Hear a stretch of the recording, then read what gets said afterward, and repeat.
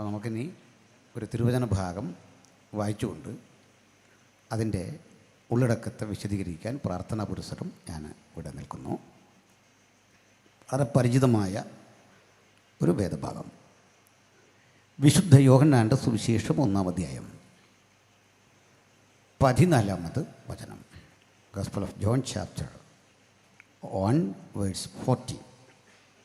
വളരെ വളരെ മനോഹരമായ ഒരു വേദഭാഗം. വചനം ജഡമായി തീർന്നു, കൃപയും സത്യവും നിറഞ്ഞവനായി നമ്മുടെ ഇടയിൽ പാർത്തു. കേട്ടാൽ എളുപ്പമാണെങ്കിലും വലിയ സങ്കീർണമായ ഒരു പ്രശ്നം ഈ വചനത്തിലുണ്ട്.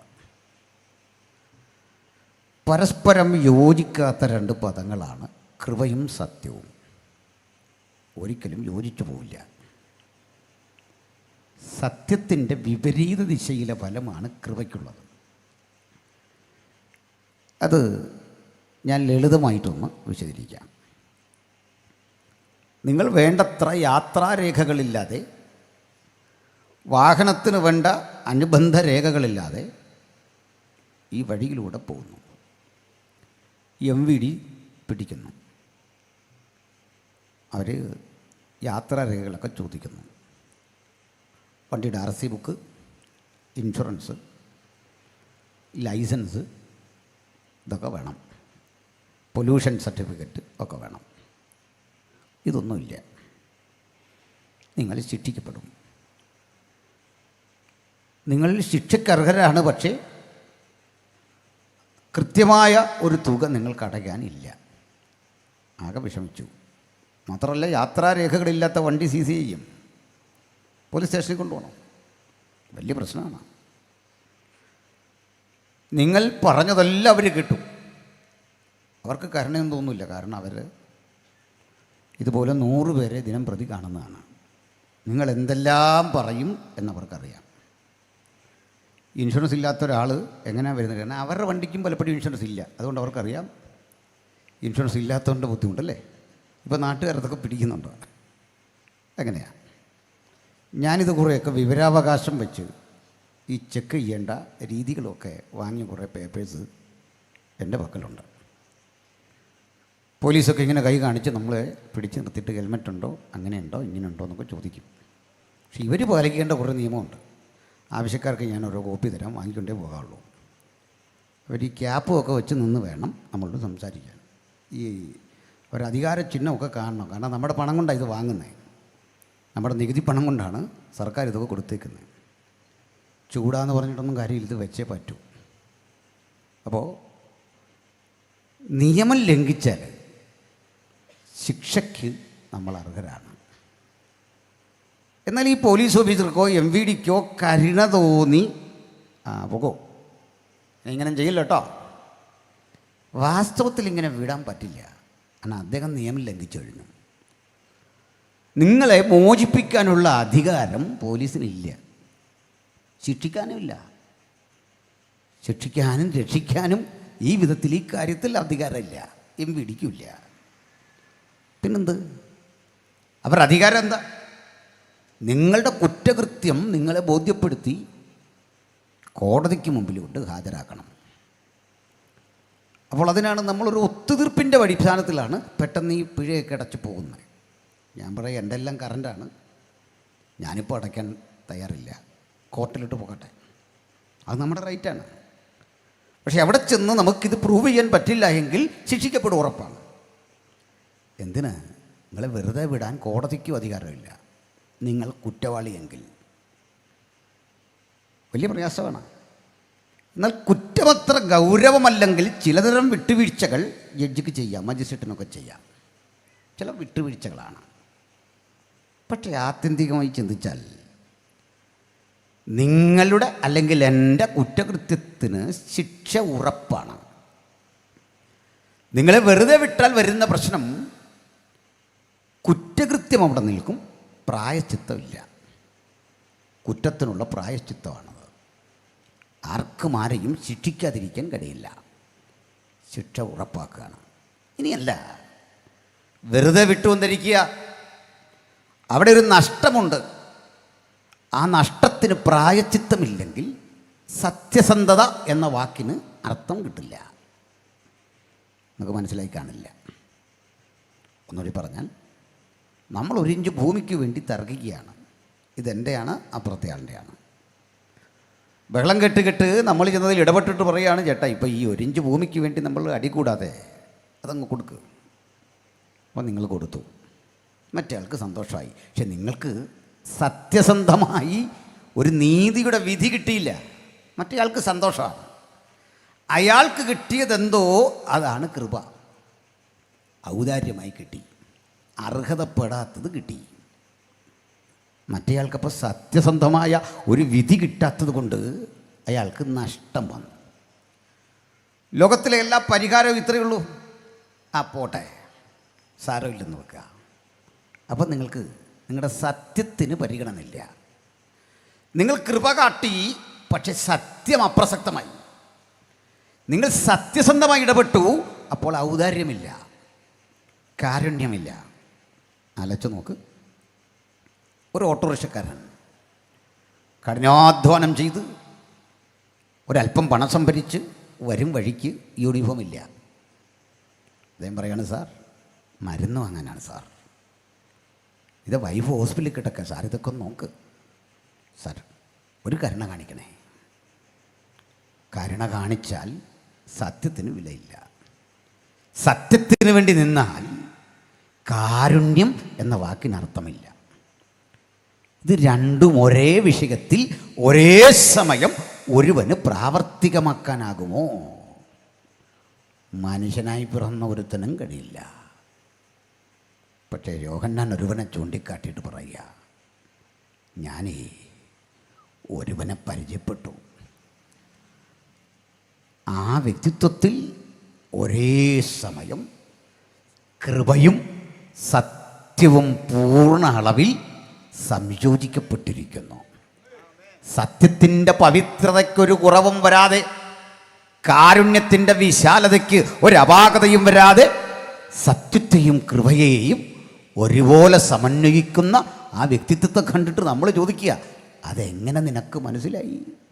അദ്ദേഹം പറയുക, ഞങ്ങളേ ആ മഹാനുഭാവൻ്റെ തേജസ് ഏകജാതനായവൻ്റെ തേജസ്സായി, പിതാവിൻ്റെ തേജസ്സായി അവങ്കൽ നിന്ന് പുറപ്പെടുന്നത് കണ്ടു. ഇങ്ങനെ ഒരുവനെക്കുറിച്ചും ലോകത്തൊരു വെളിപ്പാടും ഉണ്ടായിട്ടില്ലെങ്കിൽ അങ്ങനെ ഒരുവനേ നമ്മുടെ മുമ്പിലുള്ളൂ. അവിടുത്തെ പേരാണ് കർത്താവായ യേശുക്രിസ്തു. ഇന്ന് രാത്രി സത്യവും കൃപയും നിറഞ്ഞ ആ മഹാനുഭാവനെ ജനകോടികളുടെ നടുവിൽ ഉയർത്തിക്കാട്ടിക്കൊണ്ട്, ബഹുജന സമക്ഷം ഉയർത്തിക്കാട്ടിക്കൊണ്ട് ഈ സുവിശേഷ ഘോഷണത്തിൻ്റെ മധ്യേ ഞങ്ങളിങ്ങനെ പറയട്ടെ, മറ്റൊരുവനും രക്ഷയില്ല, മറ്റൊരുവനിലുമില്ല രക്ഷ, മറ്റൊരിടത്തും രക്ഷയില്ല, മറ്റെവിടെയും രക്ഷയില്ല. നാം രക്ഷിക്കപ്പെടുവാൻ ആകാശത്തിന് കീഴിൽ മനുഷ്യരുടെ ഇടയിൽ നൽകപ്പെട്ട ഒരേ ഒരു നാമം നമ്മുടെ കർത്താവായ യേശുക്രിസ്തുവിൻ്റെ നാമം. ഹല്ലേലൂയ. ഇനി നമുക്ക് ഇതെങ്ങനെയാണ് ഈ രണ്ട് വൈരുദ്ധ്യങ്ങളെ ഒരുവൻ ഉൾക്കൊണ്ടു പോകുന്നത്? ക്രിസ്തുവിലെങ്ങനെ സത്യവും കാരുണ്യവും ഒരുപോലെ അന്തർലീനമായിരിക്കുന്നു, അതാണ് പരിശോധിക്കേണ്ടത്. അതിന് നമുക്കാദ്യം ഈ പുസ്തകത്തിലൂടെ തന്നെ ചരിക്കണം. ഇതിൻ്റെ എഴുത്തുകാരനിലൂടെ കടന്നു പോകണം. കാരണം ഇത്രയും ഗഹനമായൊരു ചിന്ത നമ്മുടെ മുമ്പിൽ അവതരിപ്പിച്ച ആ ഓതറുണ്ടല്ലോ എഴുത്തുകാരൻ, അദ്ദേഹം എങ്ങനെയാണ് കണ്ടെത്തിയത് ഈ വ്യക്തിയിൽ സത്യവും കാരുണ്യവും ഒരുപോലെ നിറയുന്നു എന്ന്, നീതിബോധവും കാരുണ്യവും ഒരുപോലെ നിറയുന്നുവെന്ന്? പരസ്പരം യോജിക്കാത്ത ഈ വൈരുദ്ധ്യങ്ങളെ കൂട്ടിയോജിപ്പിച്ചുകൊണ്ട് ഈ വ്യക്തിയുടെ ജീവിതം എങ്ങനെ വിജയപ്രദമായി എന്ന് പറയുന്ന ആ ഓതറിനെ നമുക്കൊന്ന് പരിചയപ്പെടാം. യോഹന്നാൻ. എന്താണ് യോഹന്നാൻ ചെയ്തത്? ഈ സുവിശേഷത്തിൻ്റെ ലക്ഷ്യമെന്താണ്? എന്തിനാണ് ഇതെഴുതിയത്? നമുക്കാകെ 4 സുവിശേഷങ്ങൾ വിശുദ്ധ ബൈബിളിലുണ്ട്. നമ്മളെല്ലാം അറിയുന്ന പോലെ മത്തായി, മർക്കോസ്, ലൂക്കോസ്, യോഹന്നാൻ. അതിൽ 2 പേർ യേശുക്രിസ്തുവിൻ്റെ 12 ശിഷ്യഗണങ്ങളിൽ പെടുന്ന ആളുകളാണ് മത്തായിയും യോഹന്നാനും. മാർക്കോസ് യേശുവിൻ്റെ ശിഷ്യനല്ല. ലൂക്കോസും അങ്ങനെ തന്നെ. ലൂക്കോസും മാർക്കോസും യോജിച്ചിരിക്കുന്നത് പൗലുസ് എന്ന ദൈവഭൃത്യൻ്റെ പ്രവർത്തനങ്ങളോടും അദ്ദേഹത്തിൻ്റെ സുഹൃത്തുക്കളോടും ചേർന്നുള്ള ഒരു അന്ത്യോക്യൻ ക്രിസ്ത്യാനിറ്റിയുടെ ഭാഗമാണ്. യെരുസലേമിൽ രൂപപ്പെട്ട ദൈവസഭയുടെ ഭാഗമായി നിന്നുകൊണ്ട് തികച്ചും ജൂത പശ്ചാത്തലത്തിൽ നിന്ന് വന്നിട്ടുള്ള ധനനായ മത്തായിയും യോഹന്നാനും ചില സവിശേഷതകളുണ്ട്. മത്തായിയെ നമുക്കറിയാം, അദ്ദേഹം നികുതി പിരിവുകാരനാണ്. അതുകൊണ്ട് തന്നെ വിദ്യാഭ്യാസമുള്ളയാളാണ്, കണക്ക് കൂട്ടാൻ കഴിയുന്നയാളാണ്, നികുതി പിരിച്ചെടുക്കുന്നതിൽ സമർത്ഥനാണ്, ബഹുജനങ്ങളുമായി സമ്പർക്കമുള്ള മനുഷ്യനാണ്. കർത്താവിൻ്റെ ശിഷ്യന്മാരിൽ ഏറെക്കുറെ അറിവും പ്രാപ്തിയുമുള്ള ഒരു മനുഷ്യൻ. കൊമേഴ്സാണ്, ആ മേഖലയിലാണ് അദ്ദേഹത്തിൻ്റെ അധ്വാനം. ഇങ്ങനെ പഠിച്ച ആളാണ്. കൊമേഴ്സ് പഠിച്ച കുഞ്ഞുങ്ങളുണ്ടല്ലോ അവിടെ അല്ലേ? എന്താ കൊമേഴ്സുകാരൻ്റെ ഗുണമെന്ന് അറിയണ്ടേ?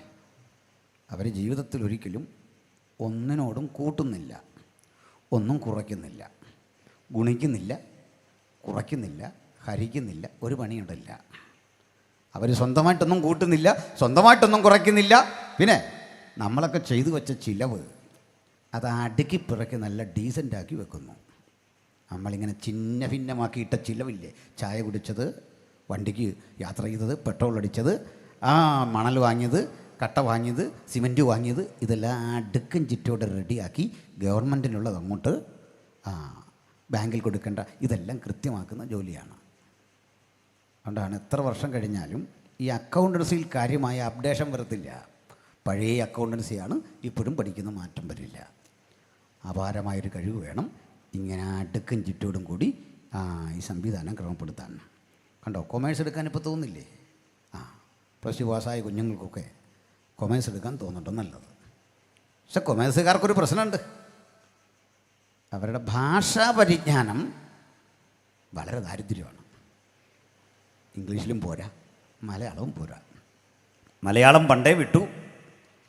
കാരണം പഠിക്കുന്നില്ലെന്താ? ക്രെഡിറ്റ് വാച്ച് കംസ് ഇൻ അല്ലേ, and debit what goes out. 3 column cash book, single column cash book, Menon and company, purchasing goods from somewhere else. ഇങ്ങനെയൊക്കെയാണ്. ഞാനിതൊന്നും പഠിച്ച ആളല്ല, പിന്നെ ഇതെങ്ങനെ കിട്ടിയെന്നൊന്നും ചോദിക്കണ്ട. പോട്ടെ. ഇവിടെ മത്തായി എന്ന മനുഷ്യന് ന്യായമായി കിട്ടേണ്ട പണി ട്രഷറ പണിയാണെന്ന് ഞാൻ പറഞ്ഞത്. അത് കൃത്യം ചെയ്യും, ഡീസൻ്റായിട്ട് ചെയ്യും. കണക്ക് കൂട്ടാനറിയാം, അടുക്കും ചിട്ടോടെ വെക്കാനറിയാം, ലാഭം എത്ര നഷ്ടമെത്ര ഇതൊക്കെ കൃത്യമറിയാം. പക്ഷെ നമ്മുടെ ഗുരു ഈ പണി ഏൽപ്പിച്ചത് ആ കൂട്ടത്തിൽ ഏറ്റവും വലിയ കള്ളനെ. ആ കൂടെ കള്ളനെന്ന് കണ്ട ഒരാളെ പിടിച്ച് ഈ പണസഞ്ചി ഏൽപ്പിച്ചു, ധനകാര്യ വകുപ്പ്. കണ്ടല്ലോ, മത്തായിക്ക് തോന്നി ഇതെന്തായി ഗുരുവിൻ്റെ പരിപാടി? പണിയറിയാവുന്ന എനിക്കിത് തരാതെ വ്യാജനായൊരുവനെ പിടിച്ച് ഇത് കൊടുക്കുക. തന്നെയല്ല അവൻ്റെ വാക്ക് കേട്ടാൽ ആകർഷിക്കപ്പെടും. പുള്ളി എപ്പോഴും പറയുന്നത് പാവങ്ങളെക്കുറിച്ച്, ചാരിറ്റി ചെയ്യുന്നതിനെക്കുറിച്ചാണ്. ഇത്രയൊക്കെ ചിലവ് ചെയ്യേണ്ട കാര്യമുണ്ടോ? ചാരിറ്റി ചെയ്യണം, ചാരിറ്റി ചെയ്യണം. ചാരിറ്റിയുടെ മറവിലാണ് ഈ സഞ്ചിയിൽ നിന്ന് യൂത അടിച്ചു മാറ്റിക്കൊണ്ടിരുന്നത്. ചാരിറ്റി ഭയങ്കര വന്നേ. ഇപ്പോഴും ചില ആൾ പറയുന്നില്ലേ, ചില ആൾക്കാർ 10,000-കണക്കിന് ലക്ഷക്കണക്കിന് സുവിശേഷരെ സഹായിച്ചു, ഭയങ്കര സംഭവങ്ങളുണ്ടാക്കി. ഇത് കിളച്ചിട്ടൊന്നും അല്ലെന്നേ, മനസ്സിലായില്ലേ? ഇത് കിളച്ചിട്ടൊന്നുമല്ല, കണ്ടം പൂട്ടിയല്ലെന്നേ. ഇതാണ് ചാരിറ്റി. ചാരിറ്റി ചെയ്യുന്നവരെ മോശമായി കാണുകയല്ല. യൂത വലിയ ചാരിറ്റി താല്പര്യമുള്ളൊരു മനുഷ്യനായിരുന്നു. ഇത് കർത്താവിന് അറിയണം അവൻ്റെ ചാരിറ്റിയുടെ ലക്ഷ്യം എന്താണ്. തന്നെയല്ലേ ഇടയ്ക്കിടയ്ക്ക് അവൻ ഇഷ്ടം പോലെ എടുത്തു വന്നു. അന്നേരം ഒന്നും വേണ്ടിയില്ല. പോട്ടെ.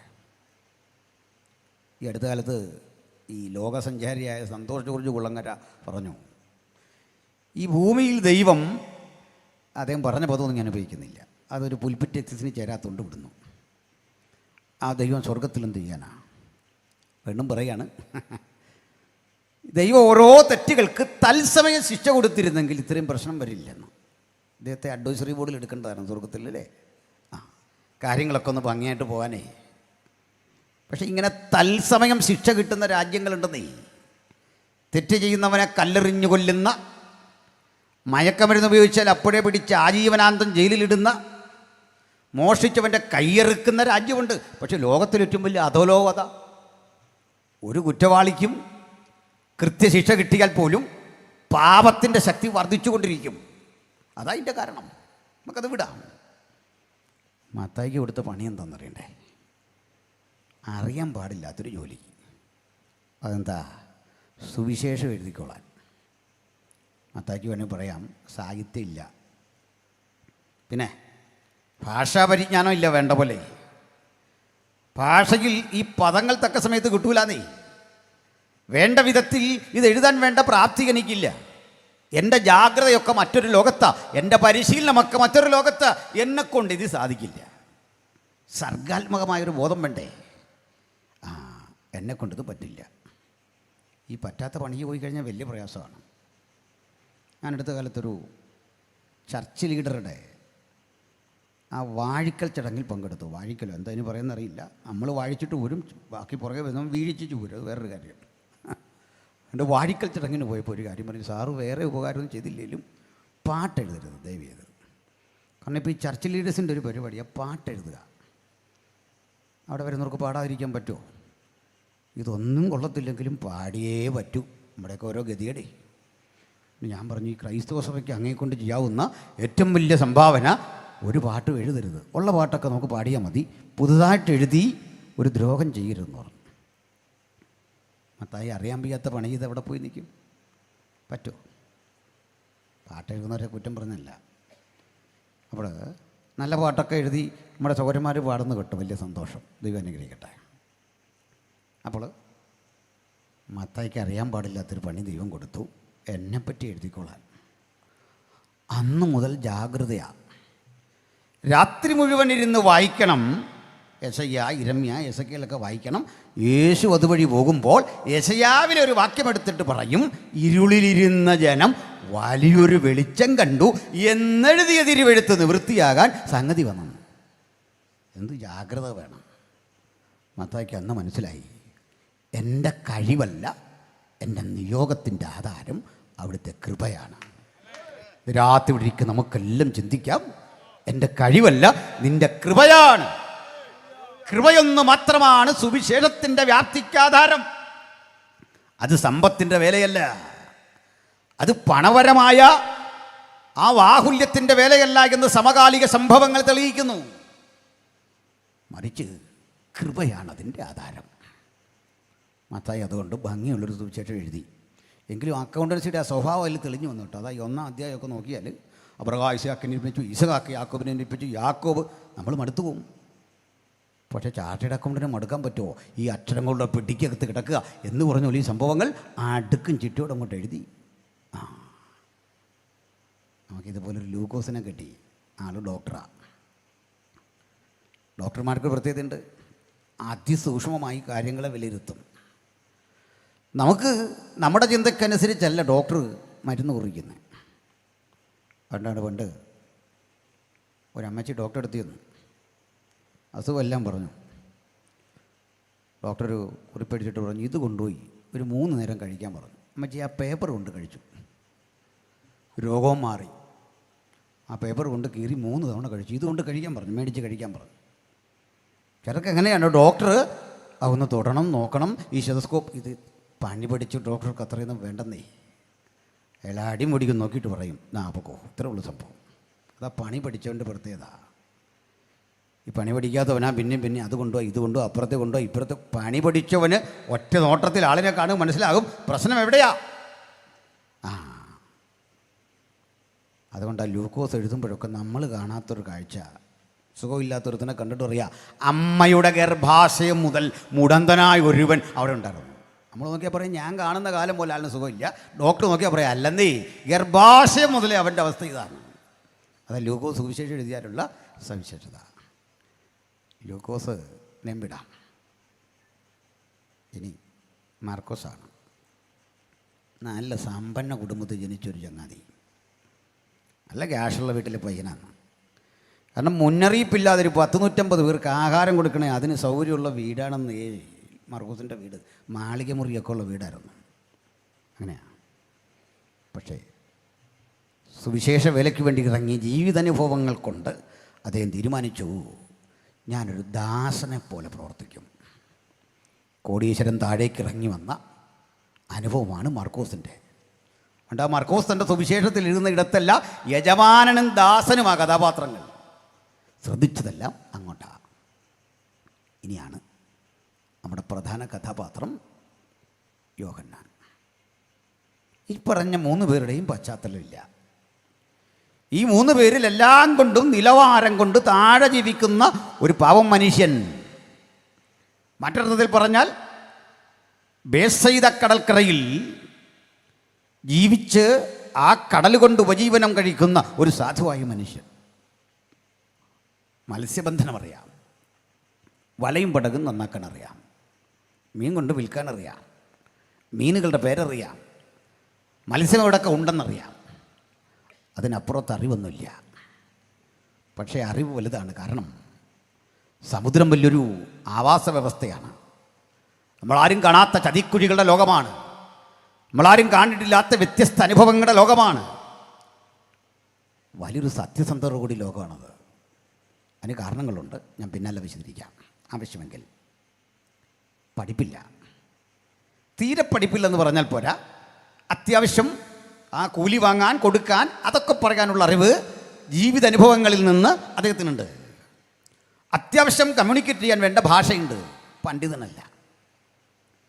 തമ്പുരാൻ അദ്ദേഹത്തിനും കൊടുത്തു ഒരു സുവിശേഷം എഴുതാനുള്ള ചാൻസ്. ഒരു സുവിശേഷം മാത്രമല്ല, അദ്ദേഹത്തിന് മറ്റ് ഇതര എഴുത്തുകാരെ അപേക്ഷിച്ച് കുറെ കൂടി ചില മേന്മകളുണ്ട്. അതിലൊന്ന് 3 ഉജ്ജ്വലങ്ങളായ ലേഖനങ്ങൾ, ഒരു സുവിശേഷം, ഏറ്റവും ഒടുവിൽ വെളിപ്പാട്, സാഹിത്യം. ഇതെല്ലാം എഴുതാൻ പഠിപ്പും അറിവുമില്ലാത്ത ഒരു സാധുവിനെ തിരഞ്ഞെടുത്തു. ഈ മനുഷ്യൻ്റെ റേഞ്ച് എന്താണ്? എവിടെ വരെ ചെല്ലാം? സൂചിപ്പിച്ച പോലെ ഒരു സാധാരണ പോലീസ് കോൺസ്റ്റബിളായി, ഒരു സിവിൽ പോലീസ് ഓഫീസറായി ജോലിയിൽ പ്രവേശിക്കുന്ന ഒരാൾക്ക് ഒരു സബ് ഇൻസ്പെക്ടറോ അതല്ലെങ്കിൽ മാക്സിമം പോയാൽ CI വരെയായിട്ട് റിട്ടയർ ചെയ്യാം. നമുക്കദ്ദേഹത്തിൻ്റെ റേഞ്ച് അറിയാം. ദാ ഇവിടെ വരെയാണ് നിങ്ങളുടെ റേഞ്ച്. എങ്ങനെയാണ്? അങ്ങനെയെങ്കിൽ പഠിപ്പില്ലാത്ത, പ്രാപ്തിയില്ലാത്ത ഈ ഗലീലിയ തടാകത്തിൻ്റെ തീരത്ത് വേണ്ടത്ര സാമ്പത്തിക പശ്ചാത്തലമില്ലാത്ത സബദിയുടെ മകനായി ജനിച്ചു വളർത്തപ്പെട്ട ഈ ചെറുപ്പക്കാരൻ്റെ ആ വ്യാപ്തി എവിടെ, പ്രവർത്തന വ്യാപ്തി എവിടെ വരെ പോകാം, എന്തുവരെ ചിന്തിക്കാം, എന്തൊക്കെ പറയാം. സമൂഹം ഒരു വരയിട്ടു, നിനക്കിവിടെ വരെ വേണ്ട, സമൂഹത്തെ വിടാ. അയാൾ തന്നെ ചിന്തിച്ചു, എനിക്ക് ചെയ്യാൻ പറ്റുന്ന പരമാവധി കാര്യം ഇതുവരെ. പക്ഷെ ഒന്ന് മനസ്സിലാക്കണം, എല്ലാ അതിർവരമ്പുകളെയും ലംഘിക്കാൻ കഴിയുന്ന അതിജീവനത്തിൻ്റെ ശക്തിയുടെ പേരാണ് കൃപ. ആ കൃപജീവിതത്തിലേക്ക് വന്നു കഴിഞ്ഞാൽ പഠിപ്പ് വിഷയമല്ല, പശ്ചാത്തലം വിഷയമല്ല, ജീവിത സൗകര്യം വിഷയമല്ല, സമ്പത്ത് വിഷയമല്ല, ഞാനും നിങ്ങളും തടസ്സമായി കാണുന്ന ഘടകങ്ങളൊന്നും ഒരു തടസ്സമല്ല. വിശാലതയുടെ വഴികൾ ഭക്തന്റെ മുമ്പിൽ തുറന്നിട്ട് പറയാ, വാ, മേലാൽ സംഭവിപ്പാനിരിക്കുന്നത് ഞാൻ നിനക്ക് കാണിച്ചു തരാം. ഭയങ്കരവും അഗോചരവുമായ പ്രവൃത്തികൾ കൊണ്ട് ആരും കാണാത്ത മണ്ഡലത്തിലൂടെ ഭക്തനെ വഴി നയിക്കാൻ കഴിയുന്ന ദൈവകൃപയുടെ വ്യാപാരം ഈ ദൈവദാസനിൽ സംഭവിച്ചപ്പോൾ അതേ ദൈവം, അതേ കൃപയോടെ, അതേ ശക്തിയോടെ ഇന്ന് രാത്രി നമ്മുടെ മധ്യത്തിലുണ്ട്. ആർക്ക് വേണം ആ സ്പർശനം? ആർക്ക് വേണം ആ സ്വാന്തനം? ആർക്ക് വേണം ആ ദൈവിക ഇടപെടൽ? ആ ഇടപെടലിന് കാതോർത്തിരിക്കുന്ന, യാതൊരാളെ അവഗണിക്കാത്ത മഹാദൈവത്തിൻ്റെ സാന്നിധ്യം നമുക്ക് ഏറ്റെടുത്തിട്ട് പറയാം, എൻ്റെ മുമ്പിലെ അതിർവരമ്പുകളെ ലംഘിച്ചുകൊണ്ട് അവൻ എന്നെ മുമ്പോട്ട് കൊണ്ടുവരാൻ പോകുകയാണ്. അതിന് പ്രായം തടസ്സമല്ല, വാർദ്ധക്യം തടസ്സമല്ലെന്ന്, രോഗം തടസ്സമല്ല. Hallelujah, praise the Lord. ഞാനൊരു 2-3 മാസമൊക്കെ മുമ്പ് ഒരു വോക്കിംഗ് സ്റ്റിക്ക് കൊണ്ടാണ് പ്രസംഗിക്കാൻ കഴിയുക. നാളെ വരുന്ന KJ തോമസ് പാസ്റ്ററുടെ നാട്ടിൽ കുമളിൽ IPC ഡിസ്ട്രിക്ട് കൺവെൻഷന് മുമ്പ് എനിക്ക് ഒരു വോക്കിംഗ് സ്റ്റിക്കുണ്ട്. ഒരു സ്ട്രോക്ക് വന്നതിൻ്റെ സൈഡ് ഇഫക്റ്റാണ്. അധികം താമസിക്കാതെ കർത്തദാസൻ ഉറപ്പിച്ചുള്ള ഡൽഹിക്ക് പോകണം, ഈ വടിയൊക്കെ കൊണ്ട് പോകണം. പക്ഷെ ഞാനിത് കണ്ട് കിടന്നില്ല, ഇതും കുത്തിപ്പോയി. തന്നെ വണ്ടി ഓടിച്ചാണ് പോകുന്നത്. ഇപ്പോഴും അങ്ങനെയൊക്കെ തന്നെയാണ്. എന്താണെന്നറിയണ്ടേ? ചിലപ്പോഴൊക്കെ ചില വസ്തുതകളും സാഹചര്യങ്ങളും നമ്മളെ കിടത്താനും ഒതുക്കാനും ശ്രമിക്കും. പിശാച് നമ്മുടെ കാതിൽ വന്നിട്ട് ചോദിക്കും, നിന്റെ മഹാശക്തി ഏതിലാകുന്നു, ഏതിനാൽ നിന്നെ ഒതുക്കാം? അപ്പോഴൊക്കെ ഭക്തൻ പറയണം, അങ്ങനെ ഒതുങ്ങുന്ന ബ്രാൻഡല്ലിത്, അങ്ങനെ തലകൽ കുനിക്കുന്ന ഉൽപ്പന്നമല്ലിത്, ഇത് മുദ്രയറ്റൊരു ഉൽപ്പന്നമാ. ഉയരത്തിലെ ആ ശക്തിക്ക് മുദ്ര ചെയ്യപ്പെട്ട ഒരു ഉൽപ്പന്നമാ. അങ്ങനൊന്നും കീഴടങ്ങാൻ നമുക്കാവില്ല. ഹല്ലേലൂയ. ഇപ്പോൾ അതൊക്കെ കളഞ്ഞെന്നേ. നാളെ വീണ്ടും എടുത്താലും എനിക്കതിൽ പേടിയൊന്നുമില്ല. പേടിക്കാത്തതിൻ്റെ അപാര ധൈര്യമുള്ളതുകൊണ്ടല്ല, മുകളിൽ നമ്മെ അയച്ച ഒരുത്തനുണ്ട്, അതാണ് നമ്മുടെ ധൈര്യം. ഹല്ലേലൂയ. ഇനിയുണ്ട് ചില കാര്യങ്ങൾ കൂടി പറയാൻ. ശ്രദ്ധിക്കുന്നുണ്ടോ? മനസ്സിലാകുന്നുണ്ടോ? അവിടെയൊക്കെ കേൾക്കാവോ? കേൾക്കാം. കേൾക്കത്തില്ല, ഇങ്ങോട്ട് കയറിയിരിക്കാൻ പറയാനായിരുന്നു. അങ്ങനെയാ. നമ്മുടെ ആൾക്കൊരു പ്രശ്നമുണ്ട്, ഏറ്റവും പുറകിൽ നിന്നിട്ട് ഇങ്ങനെ കാണിക്കും, ഒന്നും കേൾക്കത്തില്ലെന്ന്. ഞാനിങ്ങനെ കാണിക്കും, സാരമില്ലെന്ന്. അതങ്ങ് മാറിക്കോളും. അപ്പോൾ നമുക്ക് തുറന്നുള്ള വിഷയത്തിലേക്ക് ഒന്ന് പോകാം. ഇനി ശ്രദ്ധിച്ചിരുന്നാൽ മാത്രം മനസ്സിലാകുന്ന ചില കാര്യങ്ങളാണ് പറയാൻ പോകുന്നത്. പണ്ട് ഗ്രീസിലൊരു ഗുരു ജീവിച്ചിരുന്നു, വലിയൊരു അധ്യാപകൻ. കർത്താവായ യേശുക്രിസ്തുവിനും 500 ആണ്ടുകൾക്ക് മുമ്പിലാണ് അദ്ദേഹം. നമ്മുടെ ബുദ്ധ ഒക്കെ ഇന്ത്യയിൽ ജീവിച്ചിരുന്ന കാലം, അതിനോടനുബന്ധിച്ച കാലം. ഗൗതമ ബുദ്ധൻ ഇന്ത്യയിൽ ജീവിച്ചിരുന്ന കാലത്ത് ഗ്രീസിൽ ജീവിച്ചിരുന്ന ആ മഹാനുഭവൻ്റെ പേര് ഒരുപക്ഷെ എല്ലാവർക്കും അത്ര കണ്ട് പരിചയമുള്ളത് ആയിരിക്കില്ല. ഹെറോക്ലിറ്റസ് എന്നായിരുന്നു. ഹെറാക്ലിറ്റസ് എന്നും പ്രൊണൗൺസ് ചെയ്യാം. അദ്ദേഹം വളരെ മനോഹരമായി വസ്തുതകളെ അപഗ്രഥിക്കുന്ന വ്യക്തിയായിരുന്നു. ഗ്രീക്കിലെ ചിന്തകന്മാരും അധ്യാപകരും ഒക്കെ എങ്ങനെയായിരുന്നു മനുഷ്യന് മനസ്സിലാകുന്ന ഒട്ടേറെ ചിന്തകൾ സമൂഹത്തിന് കൊടുത്തവരാണ്. അവരുടെ ആ ചിന്തയ്ക്കൊന്നും ഇന്നും മാറ്റമില്ല. അതിൻ്റെ ആ നവീകരിക്കപ്പെട്ട രൂപങ്ങളാണ് നമ്മളിന്ന് മെഡിക്കൽ സയൻസായിട്ടൊക്കെ കാണുന്നത്. അപ്പം അതിലൊരു മാഷുണ്ടായിരുന്നു, അവരുടെ അറിവിനെപ്പറ്റി ഒന്ന് പറയാൻ ഞാൻ മറ്റൊരു മാഷിനെ കൂടെ പരിചയപ്പെടുത്താം അനുബന്ധമായിട്ട്. മാഷ് ക്ലാസ് എടുത്തുകൊണ്ടിരിക്കുകയാണേ. കാശെടുത്തുകൊണ്ടിരിക്കുമ്പോൾ ഒരു ചോദ്യം കുട്ടിയോട് ചോദിച്ചു. ഒരുവന് ഒരു നദിയിൽ ഒരു തവണ മുങ്ങാമോ? എന്താ പറയുന്നു മക്കൾ? ഈ അവാർഡ് നാളെ മേടിക്കാൻ വരുന്ന കുഞ്ഞുങ്ങൾ ഇങ്ങോട്ട് നോക്കി, അങ്കിളിൻ്റെ മറുപടി തന്നെ. ഒരുവനൊരു നദിയിൽ ഒരു തവണ മുങ്ങാവോ? അല്ല, 2 തവണ മുങ്ങാവോ? അവിടെ തുടങ്ങാം. ഒരുവനൊരു നദിയിൽ 2 തവണ മുങ്ങാമോ? കുട്ടി പറഞ്ഞു 2. ബാക്കി ഇവിടെ പോയി. മാഷ് പറഞ്ഞു സാധിക്കില്ല. എന്താ കാര്യം? മുങ്ങി എഴുന്നേൽക്കുമ്പോഴേക്കും നദി ഒഴുകിപ്പോയിരിക്കും. അതങ്ങ് പോയി. എന്നാ കൊച്ചിന് മനസ്സിലായി, ശരിയാണല്ലോ. അപ്പോൾ ഒരു മോൻ അവിടെ നിന്നുകൊണ്ട് ചോദിച്ചു, മാഷ് പറഞ്ഞ ശരിയാണ്, ഒരുവനൊരു നദിയിൽ 1 തവണ മുങ്ങാമോ? മാഷ് പറഞ്ഞ അത് പറ്റും. അവൻ പറഞ്ഞത് പറ്റില്ല. ഭയങ്കര വാഗ്വാദമായി. നമ്മുടെ സ്കൂളിലൊന്നും അത് പറ്റിയല്ല. പണ്ടത്തെ കാലത്ത് ഇങ്ങനെ ചോദിച്ചാൽ നമ്മളെ ഇറക്കി വിടുമായിരുന്നു. അങ്ങനെയാണ്. എന്നിട്ട് നമ്മൾ പറയും പണ്ടത്തെ സാറുമാരായിരുന്നു സാറുമാരെന്ന്. ഒന്നും അല്ലെന്നേ, ഇന്നത്തെ അധ്യാപകർക്ക് ബോധവും വെളിയും ഒക്കെ വന്നേ. സന്തോഷമില്ല നിങ്ങൾക്കല്ലേ? കുഞ്ഞുങ്ങളെ, നിങ്ങൾ ഇന്നും കൊണ്ട് വിശ്വസിക്കരുത്. പണ്ടത്തെ മനുഷ്യന് ഭയങ്കര ആരോഗ്യമായിരുന്നു, പണ്ടത്തെ മനുഷ്യർക്കായിരുന്ന മൂല്യം. ഒരു പാട്ട് കേട്ടില്ലേ? പണ്ടെങ്ങാണ്ടൊരു നാടുണ്ടായിരുന്നു, അവിടെ ഇത്രയും മതമൊക്കെ ഉണ്ടായിരുന്നു, അന്ന് മതപരമായ ആര് പറഞ്ഞ ആ കാലത്ത് ഈ അടിയെല്ലാം നടന്നേ. സന്തോഷമില്ല? നമ്മൾ പരസ്യം നടത്തുന്ന ആൾക്കാരും പണ്ട് നല്ലതായിരുന്നു, പണ്ട് നല്ലതായിരുന്നു. എവിടെ പണ്ട് നല്ലത്? മനുഷ്യനെ വില പറഞ്ഞ് വിറ്റ നാടാണിത്. അമ്മ മാറുമറയ്ക്കാൻ സമരം ചെയ്യേണ്ടി വന്ന നാടാണിത്. 1947 വരെ പാൽ കറന്ന് വിൽക്കാൻ അനുവാദമില്ലാത്ത മനുഷ്യരുള്ള നാടുണ്ടായിരുന്നു. പശുവിനെ വളർത്താൻ ചാണകം എടുക്കാം. അന്നും ചാണകത്തിന് നല്ല ഡിമാൻഡായിരുന്നു കേട്ടോ. അതിനുവേണ്ടി പശുവിനെ വളർത്താമായിരുന്നു.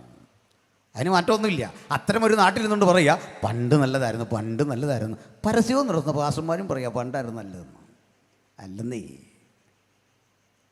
പണ്ടേ 108 വിധ കരമാണ് തിരുവിതാംകൂർ രാജാക്കന്മാർ പിരിച്ചത്. 108 വിധ കരം. ഞാൻ ആഗസ്റ്റ് 15 എന്ന് പറഞ്ഞൊരു മെസ്സേജ് ചെയ്തിട്ടിട്ടുണ്ട്. എല്ലാവരും കാണാൻ വേണ്ടി പറഞ്ഞല്ല, ഞാൻ അങ്ങനെ പ്രൊമോഷൻ കൊടുക്കുന്ന ആളുമല്ല. അതിലിത് പറയുന്നുണ്ട് 108 വിധ കരം. പണ്ടേ മുടി വളർത്താൻ പോലും മനുഷ്യന് ചില സംവിധാനങ്ങൾ ഉണ്ടായിരുന്നു. മുടി മുറിക്കാൻ പറ്റില്ലെന്ന്. മുടി മുറിക്കാൻ പറ്റത്തില്ല. വളർത്തിയ മുടി പുരുഷൻ ഇങ്ങനെ ഈ വശത്ത് കെട്ടണം. ചിലർ ശൂദ്രരാണ് ഇവിടെ കെട്ടേണ്ടത്, ഈ സൈഡിൽ കെട്ടേണ്ടത്. കുടുമ പോലെ ഉച്ചിയിൽ കെട്ടേണ്ട മനുഷ്യരുണ്ട്, ദലിതരാണ് ഉച്ചിയിൽ കെട്ടേണ്ടത്. പിൻഭാഗത്ത് കെട്ടേണ്ട മനുഷ്യരുണ്ട്, OBC ആളുകളാണ് അവിടെ കെട്ടേണ്ടത്, പിന്നോക്കർ. ഇങ്ങനെ ആളിനെ തിരിച്ചറിയാൻ ഈ സംവിധാനം ഉണ്ടായിരുന്നു. ഈ മുടി കാണുമ്പോൾ അറിയണം ആളാരാണ് എന്നറിയണം. പക്ഷെ മുറിക്കണം നിർബന്ധമുണ്ടല്ലേ, അതിനൊരു നികുതി. അതിൻ്റെ പേരാ മുടിക്കരം. മനസ്സിലായില്ലേ? മുടിക്കരം. എത്ര തരം കരങ്ങൾ? അമ്മ മാറുമറയ്ക്കാൻ കരം, നടക്കരം, കുടിക്കരം, മുടിക്കരം, കിടക്കരം. എത്ര തരം കരങ്ങൾ! ഈ ചോദിക്കാനൊക്കത്തില്ല, ഇങ്ങനെ വിമർശിക്കാൻ പോലും പറ്റില്ല. തല പോകുമായിരുന്നു. നമ്മളൊക്കെ മനുഷ്യരായത് ഒന്നാന്നറിയണ്ടേ? 47-ന് ശേഷം പൗരന്മാരായി നമ്മൾ. സകലരെയും കാര്യം പറയുന്നത്. അതുവരെ മനുഷ്യൻ പ്രജയായിരുന്നു. പ്രജ മനസ്സിലായില്ലേ? ഓരോരുത്തരും ഇടയ്ക്കും പറഞ്ഞു വിട്ടു പ്രജയെന്ന്. നമ്മൾ പ്രജയൊന്നും അല്ലെന്നേ. ഞാൻ പ്രജയല്ലേ. ഏതായാലും ഒരു രാജാവിൻ്റെ കീഴിൽ വിനീത വിധേയനായി കഴിയുന്ന പ്രജയല്ല, വോട്ടവകാശമുള്ള പൗരൻ. ഈ വർഷം ചെയ്തുമില്ല. മനസ്സിലായില്ലേ? അങ്ങനെ എൻ്റെ ഒരു വോട്ട് കൊണ്ട് ഇനിയും പെട്ടെന്ന് അങ്ങനെ ജയിക്കണ്ടെന്നൊരു തീരുമാനം വന്നു. അതിന് കാരണം ഉണ്ടാക്കാൻ ഞാൻ പറഞ്ഞിട്ടുണ്ട്. പോട്ടെ. ചുരുക്കി പറഞ്ഞാൽ പ്രജ എന്നതിൽ നിന്ന് പൗരൻ എന്നതിലേക്ക് വളർന്ന ഇപ്പോഴാണ്. അതുകൊണ്ട് ആ തെരുവിൽ നിന്ന് പ്രസംഗിക്കാൻ പറ്റുന്നത്. പണ്ട് പറ്റില്ല, കളിയങ്ങ് മാറും. എന്നിട്ടും പറയുക പണ്ടാരം നല്ലത്. പണ്ടാണേ അച്ഛൻ എടുത്തോന്നേ, ഞങ്ങൾക്ക് പണ്ടത്തെ വേണ്ടെന്നേ, അതെടുത്ത് പോട്ടെ. അപ്പോഴേ ഒരുവനൊരു നദിയിൽ ഒരു തവണ മുങ്ങാമോ? അതിനൊരു ചോദ്യമുണ്ട് പൂരിപ്പിച്ചു വരാൻ. ഒരു 5-6 വർഷം 5-8 മാസം മുമ്പ് പാസ്റ്റർ കാവാലം എൻ്റെ വീട്ടിലേക്ക് വരിക. എന്നോട് പറഞ്ഞു വെച്ചാൽ ഇങ്ങനെ ഞാൻ വിഷമില്ലാത്ത പച്ചക്കറി, അങ്ങനെ ഈ വള്ളത്തോളിൻ്റെ കൂട്ടൊക്കെ നടക്കുന്നേ ഉള്ളൂ, വലിയ പ്രായമുള്ള ആളല്ല. മനസ്സിലായില്ലേ? ആക്ട് കൊണ്ടൊക്കെ പുള്ളി ഒരു പ്രായമാകാൻ ശ്രമിക്കുന്നത്. ഞാൻ പറഞ്ഞെന്ന് പറഞ്ഞേക്കില്ല, ഇനി കാണുന്നുണ്ട്. പോട്ടെ. അപ്പോൾ എന്നോട് പറഞ്ഞു ഇങ്ങനെ പച്ചക്കറി മേടിച്ചുകൊണ്ട് വരികയാണ്, അച്ഛന് വേണമെന്ന് ചോദിച്ചു. ഞാൻ പറഞ്ഞു വേണ്ട. എന്നോട് ഒടുവിൽ പറഞ്ഞു ഇത് വിഷമില്ലാത്ത പച്ചക്കറിയാണ്. ഞാൻ പറഞ്ഞു ഒരു തവണയല്ല കിട്ടുള്ളൂ, പിന്നെ ഞാൻ പോയി സാധാ മേടിക്കണമല്ലോ. വിഷമടിച്ച പച്ചക്കറി, പിന്നെ കൃത്രിമം ഉള്ള പാല്, എന്തെല്ലാം കാര്യങ്ങൾ കേൾക്കണം. കുഞ്ഞെ വിശ്വസിക്കരുത്, വല്ലതൊക്കെ മേടിച്ച് കഴിച്ചോണം. കാരണം എന്താണെന്നറിയണ്ടേ? ഈ പച്ചക്കറി വന്ന ശേഷം മനുഷ്യൻ്റെ വിശപ്പ് മാറിയെന്ന്. ഈ പാല് വന്ന ശേഷം മനുഷ്യൻ ചായ കുടിക്കാൻ തുടങ്ങിയെന്ന്. മിൽമ വന്ന ശേഷം ആധുനികതയുടെ ഇത്തരം മാറ്റങ്ങളാണ് മനുഷ്യനെ നന്നാക്കിയതെന്ന്. മനസ്സിലായില്ലേ? ഇതൊക്കെയാണ് മനുഷ്യനെ നന്നാക്കിയത്. ഇങ്ങനെ കുറേ പൊട്ടുതരങ്ങളൊന്നും കേട്ടാൽ വിശ്വസിക്കരുത്. നമ്മൾ വലിയ ബുദ്ധിമാന്മാരാണ് നമ്മുടെ ഒരു ധാരണ. അങ്ങനെയല്ല. അല്ലെങ്കിൽ ലോകത്തെവിടെങ്കിലും മണൽ വാരുന്നത് പ്രകൃതി നശിക്കുമെന്ന് പറഞ്ഞിട്ട് വലിയ പാറ ബ്ലാസ്റ്റ് ചെയ്ത് പൊട്ടിച്ചിട്ട് അതിൽ നിന്ന് മണലുണ്ടാക്കുന്ന ബുദ്ധിമാന്മാരുടെ നാട്ടിൽ അമ്പളി കഴിയുന്നല്ലേ? വലിയ മലകൾ ബ്ലാസ്റ്റ് ചെയ്ത് പൊട്ടിച്ച് അത് തല്ലിപ്പൊട്ടിച്ച് പ്രകൃതിക്ക് ഒരു കുഴപ്പമില്ലല്ലേ? എത്ര ലോഡാണ് പോകുന്നത്. പോട്ടെ. ഇനി ഒരു മാഷിനെ പറ്റി പറയാം. അയാളുടെ പേര് ഞാൻ പറഞ്ഞു, ഓർമ്മയുണ്ടോ? മറന്നുപോയോ? സോക്രട്ടീസിൻ്റെ, പ്ലേറ്റോയുടെ, അരിസ്റ്റോട്ടിലിൻ്റെ നാട്ടിൽ ഉണ്ടായിരുന്ന ഈ മഹാനുഭവൻ ഒരു വസ്തുത മനസ്സിലാക്കി. വിസ്തൃതമായൊരു പ്രപഞ്ചം, ആ പ്രപഞ്ചത്തിന് ഒരു സവിശേഷത കണ്ടു. അനുസരണയുള്ളൊരു പ്രപഞ്ചം. നിങ്ങളെല്ലാം കയറിയിരിക്കാൻ പറഞ്ഞപ്പോൾ കയറിയിരുന്നില്ലെന്ന് പറഞ്ഞ് ബഹുമാനപ്പെട്ട പ്രസിഡന്റ് എന്നോട് പറഞ്ഞു, കൊണ്ട് ആരും കയറിയിരിക്കുന്നില്ല, അനുസരിക്കുന്നില്ല. ഞാൻ പറഞ്ഞു അവർ ശ്രദ്ധിച്ചില്ല. ഈ പാട്ട് പാടുന്ന ദേവദാസൻ എന്തോ ഇൻട്രൊഡക്ഷൻ പറയുന്ന പോലെ പറയുക എന്നാണ് ഓർത്ത്. അത് കേട്ടിരുന്ന കയറിയിരുന്നേനെ.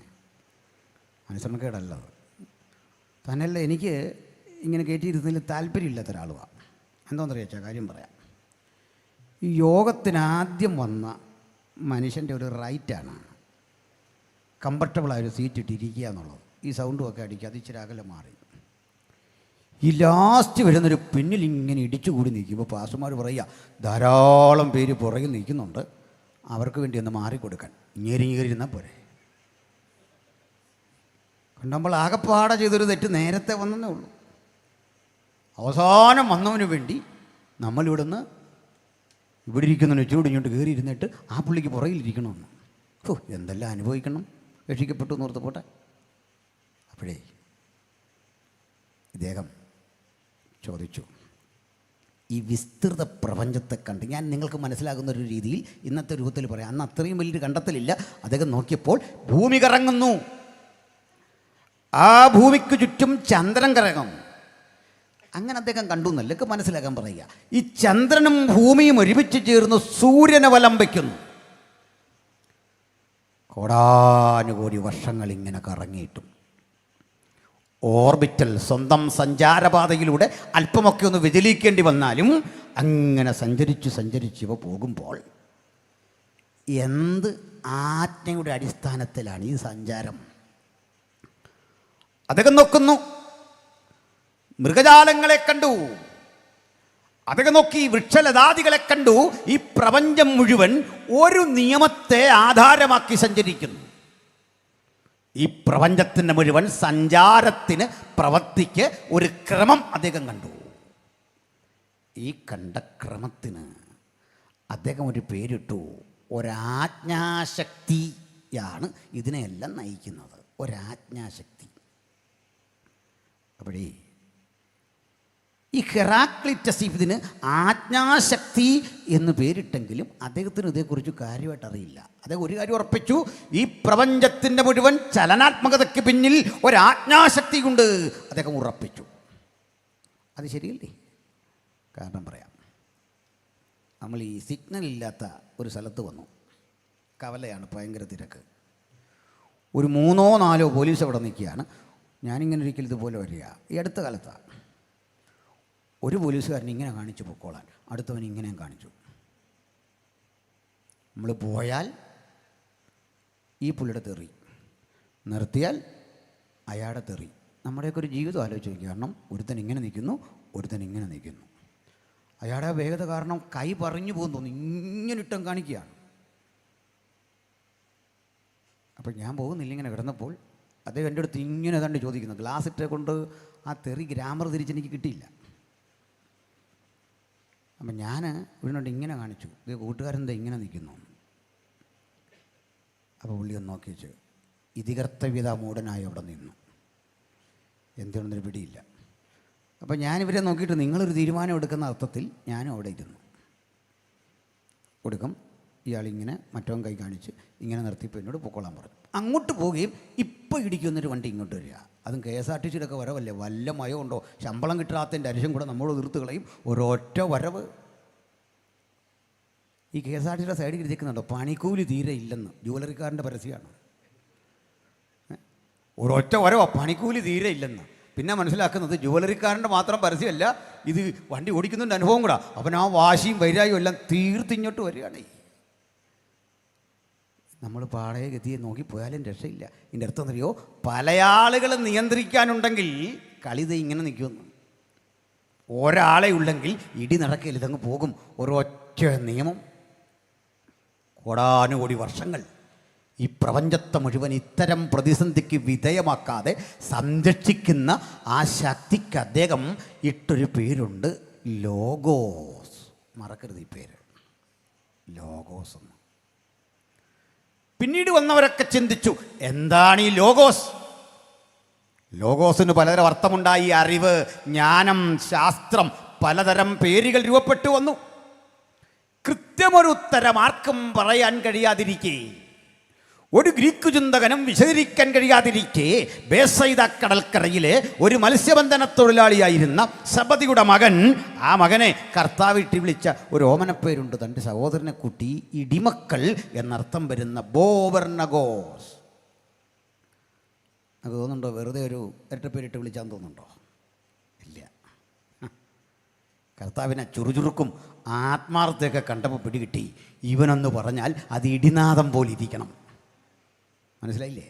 ആ ഇടിനാദത്തിൻ്റെ ഗർജനം പോലെ യോഹന്നാൻ നിന്നിട്ട് പറയുക, അല്ലയോ ഗ്രീക്ക് ചിന്തകന്മാരെ, ഹെറാക്ലിറ്റസേ, സോക്രട്ടീസേ, പ്ലേറ്റോ, അരിസ്റ്റോട്ടിൽ നിങ്ങൾ കാലത്തോട് വിളിച്ചു പറഞ്ഞില്ലേ പ്രപഞ്ചം മുഴുവൻ അനുസരിക്കുന്ന ഒരാജ്ഞാശക്തിക്ക് ലോഗോസ് എന്ന് വിളിച്ചില്ലേ? ആ ലോഗോസിനെ പറ്റി നിങ്ങൾ നടത്തിയ കണ്ടെത്തലിനെ ഞാൻ പൂരിപ്പിച്ചു തരാം. ദാ കേട്ടുകൊള്ളൂ.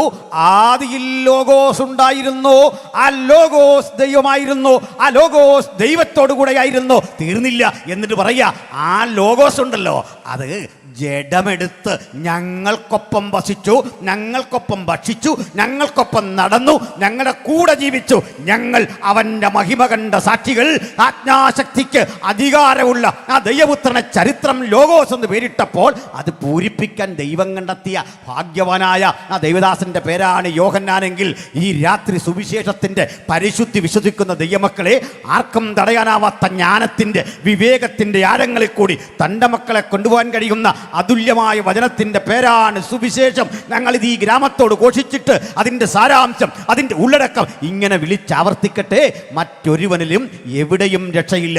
നാം രക്ഷിക്കപ്പെടുവാൻ ആകാശത്തിന് കീഴിൽ മനുഷ്യരുടെ ഇടയിൽ നൽകപ്പെട്ട വേറെ ഒരു നാമവും ഇല്ല. Hallelujah, praise the Lord. അപ്പോൾ സുവിശേഷത്തിന് അങ്ങനെ ഒരു സവിശേഷതയുണ്ട്. നമ്മളതാ പറഞ്ഞു വരുന്നത്, ശ്രദ്ധിച്ചു കേൾക്കണം.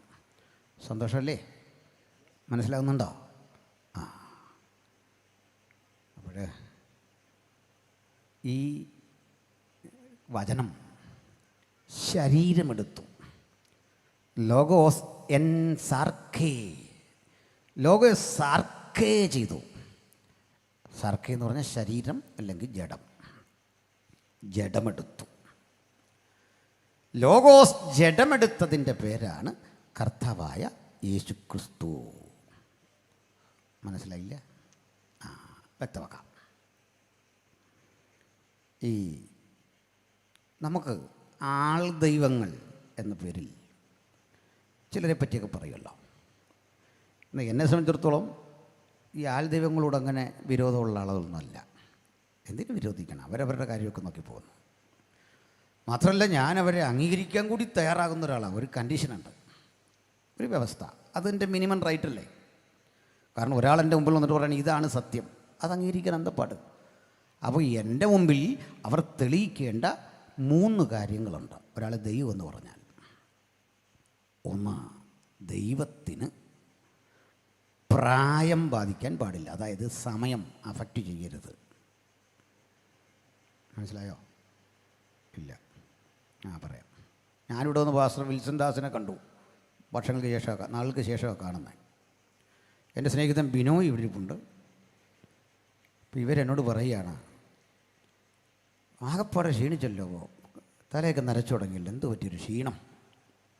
ഇങ്ങനെ നമ്മളെപ്പറ്റി പറഞ്ഞാൽ നമുക്കൊരു സങ്കടം വരികയല്ലേ? അപ്പോൾ ഈ സങ്കടം പോകാനൊരു വഴിയുള്ളൂ. ആ ചോദിച്ച ആളിൻ്റെ മുഖത്തേക്ക് നമ്മളോട് നോക്കിയാൽ മതി, അടിമുടിയൊന്ന് നോക്കിയാൽ മതി. നമ്മുടെ വലിയ വിഷമം അങ്ങ് മാറും. കാരണം പുള്ളിയും ക്ഷീണിതനായി, പ്രായമായി. നമുക്കിത് അറിയത്തില്ലെന്നുള്ളൂ, നമുക്ക് വന്ന മാറ്റം അറിയുന്നില്ല. അവരനെ നോക്കിയിട്ട് പറയാം, ആകപ്പാടെ അങ്ങ് പോയല്ലോ, എന്ത് പറ്റി, ക്ഷീണിച്ചല്ലോ. അപ്പം ദൈവത്തിന് സമയം ബാധിക്കാൻ പാടില്ല. മനസ്സിലായോ? കാലം നമ്മളെങ്ങനെ ബാധിക്കും, അങ്ങനെയാണ്. അത് പിന്നെ സ്ത്രീകൾ ഇതിനെ അതിജീവിക്കുന്നൊരു രീതിയുണ്ട്. സഹോദരിമാർ ഇങ്ങനെ വല്ലതും പറഞ്ഞാൽ പറയും, എൻ്റെ ചെറുപ്പത്തിൽ എന്നെ ഒന്ന് കാണണമായിരുന്നു, ഞങ്ങളുടെ അച്ഛൻ്റെ അടുത്ത് ചോദിക്കണം. ഏത് ധൈര്യത്തിലേക്ക് പറഞ്ഞെന്നറിയണ്ടേ? അവർക്കറിയാൻ ആരും പോയി അവരുടെ ചെറുപ്പത്തിൽ ഇനി അവരെ കാണുകയില്ലെന്ന്. എങ്ങനെ പറ്റുമത്? സാധിക്കുന്ന കാര്യമാണോ? പിന്നെ ആകെപ്പാടെ ഒരു പഴയ ഫോട്ടോ എടുത്തിട്ടുണ്ട്, കല്യാണ ഫോട്ടോ. അതും പഴയ കല്യാണ ഫോട്ടോ അല്ലേ. പണ്ടത്തെ കാലത്തെ കല്യാണ ഫോട്ടോ എന്ന് പറഞ്ഞാൽ ഈ ഓലയിട്ട പന്തലാണ്. അതിനകത്തുകൂടി നിഴലടിച്ച് കണ്ടാൽ ആ കഴിക്കാൻ വന്നവരും പാസ്റ്ററും കല്യാണം നടത്തിയവരും എല്ലാം ത്വക്ക് രോഗമുള്ളവരാന്ന് തോന്നുന്നു. മൊത്തം പേർക്കും ത്വക്ക് രോഗം. കണ്ടു കഴിഞ്ഞവർക്ക് ഇതുമല്ല, ഇത്തരം അസലയത്തിലുള്ള ആൾക്കാർക്ക് ഭക്ഷണം കൊടുക്കാൻ തോന്നും. ഇതൊന്നും കൊണ്ട് വാദം ചെയ്യിക്കാൻ പോകുന്നില്ലെന്നേ. പ്രായം അഫക്റ്റ് ചെയ്യരുത്. ഇതായി പറഞ്ഞു ഒന്നിൻ്റെ അർത്ഥം. ഒന്നുകൂടി പറഞ്ഞാൽ, ഭൂതകാലം, ഭാവികാലം, വർത്തമാനകാലം എന്നൊന്നുണ്ടാകാൻ പാടില്ലാത്ത കാലാതീതനാകണം ദൈവം. കാലത്തിനതീതൻ, കാലാധീനനാവരുത്. ഓക്കെ? അതുകൊണ്ട് ഏത് ശ്രേഷ്ഠന്മാരും, ചില ശ്രേഷ്ഠന്മാരൊക്കെ മരിക്കുമ്പോൾ മരിച്ചു എന്നല്ല പറയുന്നത്, കാലം ചെയ്തു, കാലം കയറി അടിച്ചെന്ന്. ഞങ്ങൾക്കൊക്കെ എന്തോ പറ്റിയേ? നമുക്കിതാ പറ്റിയ, നമ്മളും കാലം ചെയ്തു, അത്രേ ഉള്ളൂ, വ്യത്യാസം അത്രേ ഉള്ളൂ. കാര്യം മനസ്സിലായോ? അത് പറയാൻ കാരണം നമുക്ക് ഭൂതകാലത്തിലേക്ക് പോകാൻ വയ്യ. ഒരു രക്ഷയില്ല ഭൂതകാലത്തിലേക്ക് പോകാൻ. ഞാൻ മനസ്സിലാക്കുന്നിടത്തോളം നമ്മുടെ പ്രസിഡൻറ്റ് സ്ട്രിക്റ്റായൊരു മനുഷ്യനാണ്. അങ്ങനെയാണല്ലോ, അത് അധികാര സ്ഥാനത്തിരിക്കുന്നവരൊക്കെ സ്ട്രിക്റ്റായിട്ട് പോയി വെക്കില്ല. വീട്ടിലെ മക്കളോട്, ഭാര്യയോട്, പാസ്റ്റർമാരോടെല്ലാം ഒരല്പം ഗൗരവം, നമ്മളങ്ങനെയാണ്. പക്ഷേ ഈ അച്ഛൻ്റെ സകല ഗൗരവവും ചോർത്തിക്കളയുന്ന ചിലർ ആ വീട്ടിലുണ്ട്. അത് ഈ കൊച്ചുമക്കളാണ്. ഒരു രക്ഷയില്ല, സകല ഗ്ലാമറോടെ പോവും, വരച്ച് വരയിൽ അവർ നിർത്തും. ഞാൻ കഴിഞ്ഞ ദിവസം കേരളക്കരെ മുഴുവൻ നടുക്കിയ ഒരു മഹാവിപ്ലവകാരി എടുത്ത പോയത് വെള്ളത്തുവൽ സ്റ്റീഫൻ, കേട്ടിട്ടുണ്ടാവും. ഒരു കാലഘട്ടത്തിൽ അദ്ദേഹത്തിൻ്റെ തലയുടെ വില സർക്കാർ ഇട്ടത് 1,00,000 രൂപയാണ്. സാധുവായിട്ട് അദ്ദേഹം ഇപ്പോൾ ഒരു ടൈലറി സെൻറ്റർ ഒക്കെ നടത്തി പോവുകയാണ്. ഈ വിപ്ലവ കഥകളൊക്കെ പറഞ്ഞപ്പോൾ ഞാൻ ചോദിച്ചു, മക്കളുണ്ടോ? ഉണ്ട്. കൊച്ചുമക്കളുണ്ടോ? ഉണ്ട്. 2.5 വയസ്സ്. എന്നാൽ ഞാൻ പറയുന്നത് നക്സൽബാരി വിപ്ലവത്തെക്കാൾ വലുത് വരാൻ പോകുന്നു. പഞ്ചപുച്ച വടക്കി അച്ഛനെ അനുസരിപ്പിക്കുക പയ്യൻ, ആ കുഞ്ഞെ, കൊച്ചുമോൻ. അങ്ങനെ ഒരു മോൻ്റെ കഥ പറയാം. ഒരു കൊച്ചുമോൻ ഒരു രാത്രി എണീറ്റു, ഭയങ്കര കരച്ചിൽ, കരഞ്ഞ് ബഹളം വെച്ചപ്പോൾ വീട്ടിലെല്ലാവരും ഉണർന്നു. വല്യപ്പനും വല്യമ്മ എല്ലാം ഉണർന്നിട്ട് ചോദിച്ചു, എന്തോ കുഞ്ഞ് കരയുന്നേ? അവനവരുടെ കാര്യം പറഞ്ഞതേ, എനിക്ക് കുറേ മഞ്ചാടിക്കുരു വേണം, അതൊരു ഡബ്ബയ്ക്കകത്തിട്ട് കിളിക്കണം. പുലി രാത്രി കിടന്ന് മഞ്ചാടിക്കുരു എല്ലാം പെറുക്കി ഇതിനകത്തിട്ട് പൗഡറിനെടുത്തിട്ട് പൗഡർ കളഞ്ഞിട്ടിട്ട് ഇതിനകത്തോട്ടിട്ട് കിലുക്കിക്കോളാൻ പറഞ്ഞു. ആരാ? ഈ ഗ്രാൻഡ് ഫാദർ ചെയ്ത പണിയാണ്.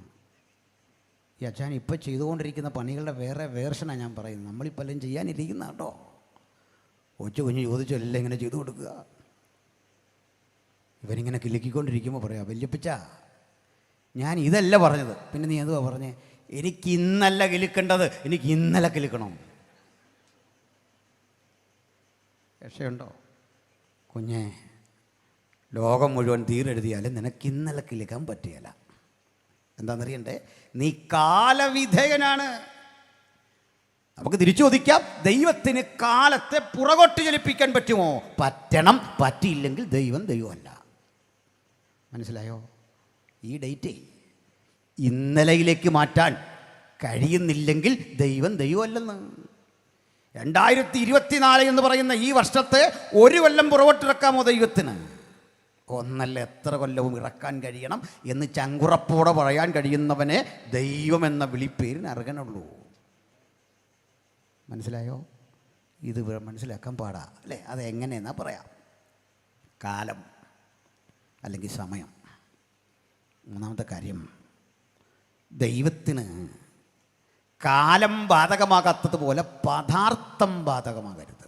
പദാർത്ഥം ചിലപ്പോഴൊക്കെ നമ്മൾ ഈ വെള്ളം കുടിച്ചിട്ട് ആ വെള്ളത്തിൻ്റെ ബുദ്ധിമുട്ട്, തണുത്തതോ ചൂടോ എന്നൊക്കെയുള്ള പ്രശ്നമുണ്ട്. എനിക്ക് വെള്ളം വേണ്ട, ഇങ്ങോട്ട് അതുകൊണ്ട് വരല്ല ഇപ്പോൾ തൽക്കാലം.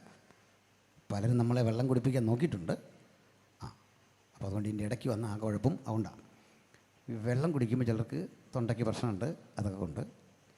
ഇനി വേണ്ട ചില ആളുകൾ ഈ ഒരു 10-50 പേരുള്ളൊരു സഭയിൽ 500 പേരുടെ സൗണ്ട് എടുത്ത് സംസാരിക്കും. സൗണ്ട് പെട്ടെന്ന് അങ്ങ് പോകും. അത് ഈ പിള്ളേരാണ് കൂടുതൽ ഇങ്ങനെ ചെയ്യുന്നത്. പിള്ളേരങ്ങനെ ചെയ്യുന്നൊരു തെറ്റല്ല കേട്ടോ. പിള്ളേർ ഈ വല്ലാത്ത ബഹളം വെക്കാനൊരു കാരണമുണ്ട്. ഈ പുതിയ തലമുറയിൽപ്പെട്ട കുഞ്ഞുങ്ങളൊക്കെ ഈ ഭൂതത്തെ വിടുന്ന കണ്ടാൽ നമുക്ക് തന്നെ അങ്ങ് സങ്കടം വരും. ഭയങ്കര ശബ്ദത്തിലാണ് പറയുന്നത്, വിട്ടുപോകുവാൻ ഞാൻ നിന്നോട് കൽപ്പിക്കുന്നു, റൈറ്റ് നൗ. ഗ്രാമറില്ലാത്ത ഇംഗ്ലീഷാണ്. എന്താ കാര്യം എന്നറിയണ്ടേ? ഞാൻ പണ്ട് ഈ നാടക ഫീൽഡിൽ പ്രവർത്തിച്ച ഒരാളാണ്. അഭിനയമൊന്നുമല്ല, വേറെ എൻ്റെ ജോലി. അതുകൊണ്ട് സ്റ്റേറ്റ് ലെവൽ വരെയൊക്കെ മാർക്ക് ഇട്ടിട്ടുണ്ട്. അതിൻ്റെ തിയറിയൊക്കെ പഠിക്കണം. നിങ്ങൾക്ക് നല്ലപോലെ നിങ്ങൾ ആസ്വദിച്ചൊരു നാടകത്തിന് 1-ാം സ്ഥാനമൊന്നും കിട്ടുകയില്ല. കാരണം ജഡ്ജിരിക്കുന്ന ആസ്വദിക്കാനല്ല, വിലയിരുത്താനാണ്. ഈ ലൈറ്റിംഗ് ഉണ്ട്. ചുവന്ന കളറുള്ള ലൈറ്റിട്ടാണ് ഒരു ഡയലോഗ് പ്രസൻറ്റ് ചെയ്താൽ ഗൗരവമായിരിക്കണം. ശൃംഗാരത്തിന് പച്ചയായിരിക്കണം. നമുക്ക് തോന്നുന്ന ലൈറ്റ് വിട്ടേച്ച് ഓരോ ആക്ഷൻ കാണിച്ച് വെച്ചാൽ ഫൗള് കുറിക്കും പുള്ളി അവിടെ. അതറിയാതാണ് നമ്മൾ പറയുക സൂപ്പർ എല്ലാവരും കൈയടിച്ചു. പക്ഷേ ആ ജഡ്ജ് പണി തന്നു. അവൻ ഈ പണി പഠിച്ചിട്ടിരിക്കുക. അതിന് മുന്നരം കൊണ്ട് നടുവരം കൊണ്ട് ചുറ്റരം കൊണ്ട് ഇവിടെ നിന്ന് ആരെന്ത് ഡയലോഗ് പ്രസൻറ്റ് ചെയ്യണം അതിന് നിയമമൊക്കെ ഉണ്ട്. ഒത്തിരി തിയറികളുണ്ട്. ഈ നാടകത്തിലൊക്കെ അഭിനയിക്കുന്ന പിള്ളേർ മാർത്താണ്ഡവർമ്മയായിട്ടൊക്കെ അഭിനയിക്കുമ്പോൾ കണ്ടില്ലേ, ഒരു പയ്യൻ ഓടി വന്നിട്ട് പറയുക, പ്രഭു ഒരു കാര്യം ഉണർത്തിക്കാനുണ്ട്. കൊച്ചി രാജ്യത്ത് നിന്നൊരു പട പുറപ്പെട്ട് തിരുവിതാംകൂറിലേക്ക് വരുന്നതായിട്ട് വിവരം കിട്ടു. അപ്പോഴേക്ക് ഈ രാജാവായിട്ട് അഭിനയിക്കുന്നവൻ നെഞ്ചൊന്ന് വിരിച്ചിട്ട് പറയും, അങ്ങനെയോ പോകട്ടെ ഒരച്ചകൂണിപ്പട വടക്കോട്ട്. ഒരു ചെണ്ട അവനിങ്ങനെ മതിൽ പിടിച്ചിട്ട് നിൽക്കുക. നിങ്ങൾക്ക് തോന്നുന്നുണ്ടോ യഥാർത്ഥ മാർത്താണ്ഡവർമ്മ ഇങ്ങനെയാണ് ചെയ്യുന്നതെന്ന്? തോന്നുന്നുണ്ടോ? യഥാർത്ഥത്തിൽ മാർത്താണ്ഡവർമ്മ ഇങ്ങനെ ഇടുന്ന അലറുവോ പോകട്ടെ എന്നൊന്നും പറയില്ല. എന്താ കാര്യം? ഇവനിത് പറയാൻ കാരണം അവൻ്റെ കുഴപ്പമില്ല, അവന് തന്നെ അറിയാം അവൻ മാർത്താണ്ഡവർമ്മയല്ലെന്ന്. മനസ്സിലായില്ലേ? അല്ല, അടൂരുള്ളവർക്ക് മനസ്സിലായില്ലേ, പിന്നെ ഇവിടെ ഉള്ളവർക്കാണ് മനസ്സിലാക്കുന്നത്. പോകട്ടെ വടക്ക്. എന്തിനാടാ ഈ മസിൽ പിടിക്കുന്നവല്ലാതെ? ഇതുവല്ലം പോകുന്നുണ്ടോ? എന്തെല്ലാം കോലാഹലങ്ങൾ, എന്തെല്ലാം പ്രഹസനങ്ങൾ, എന്തെല്ലാം രീതികൾ. അപ്പടി ക്ഷമിക്കണം, ഞാൻ സാധാരണഗതിയിൽ ഈ പാട്ടൊക്കെ കഴിഞ്ഞേ വരാറുള്ളൂ, പ്രോഗ്രാമിന് വരാറുള്ളൂ. വണ്ടി ഇട്ടവിടെ കേൾക്കുക. അത് പാട്ടിനോടുള്ള വിരോധമല്ല, ഞാൻ പാട്ട് ആസ്വദിക്കുന്ന ഒരാളാണ്. ഇന്നിപ്പോൾ ഇവിടെ വന്നത് എനിക്ക് ഈ പാട്ടുകാരെ പണ്ടേ അറിയാം, നമ്മുടെ സൗരന്മാരാണ്, നേരത്തെ ഇവിടെ ഇരുന്നാണ്. കാരണം ചിലതരം ഈ പാട്ടുകൾ കകത്തെ ചില പ്രകടനങ്ങൾ സഹിക്കാൻ പാടാം. നിങ്ങളൊരു പക്ഷേ വീഡിയോ കാണുന്ന ഒരു രംഗം കണ്ടേക്കാം, വീഡിയോയിലുണ്ടോയെന്ന് എനിക്കറിയില്ല.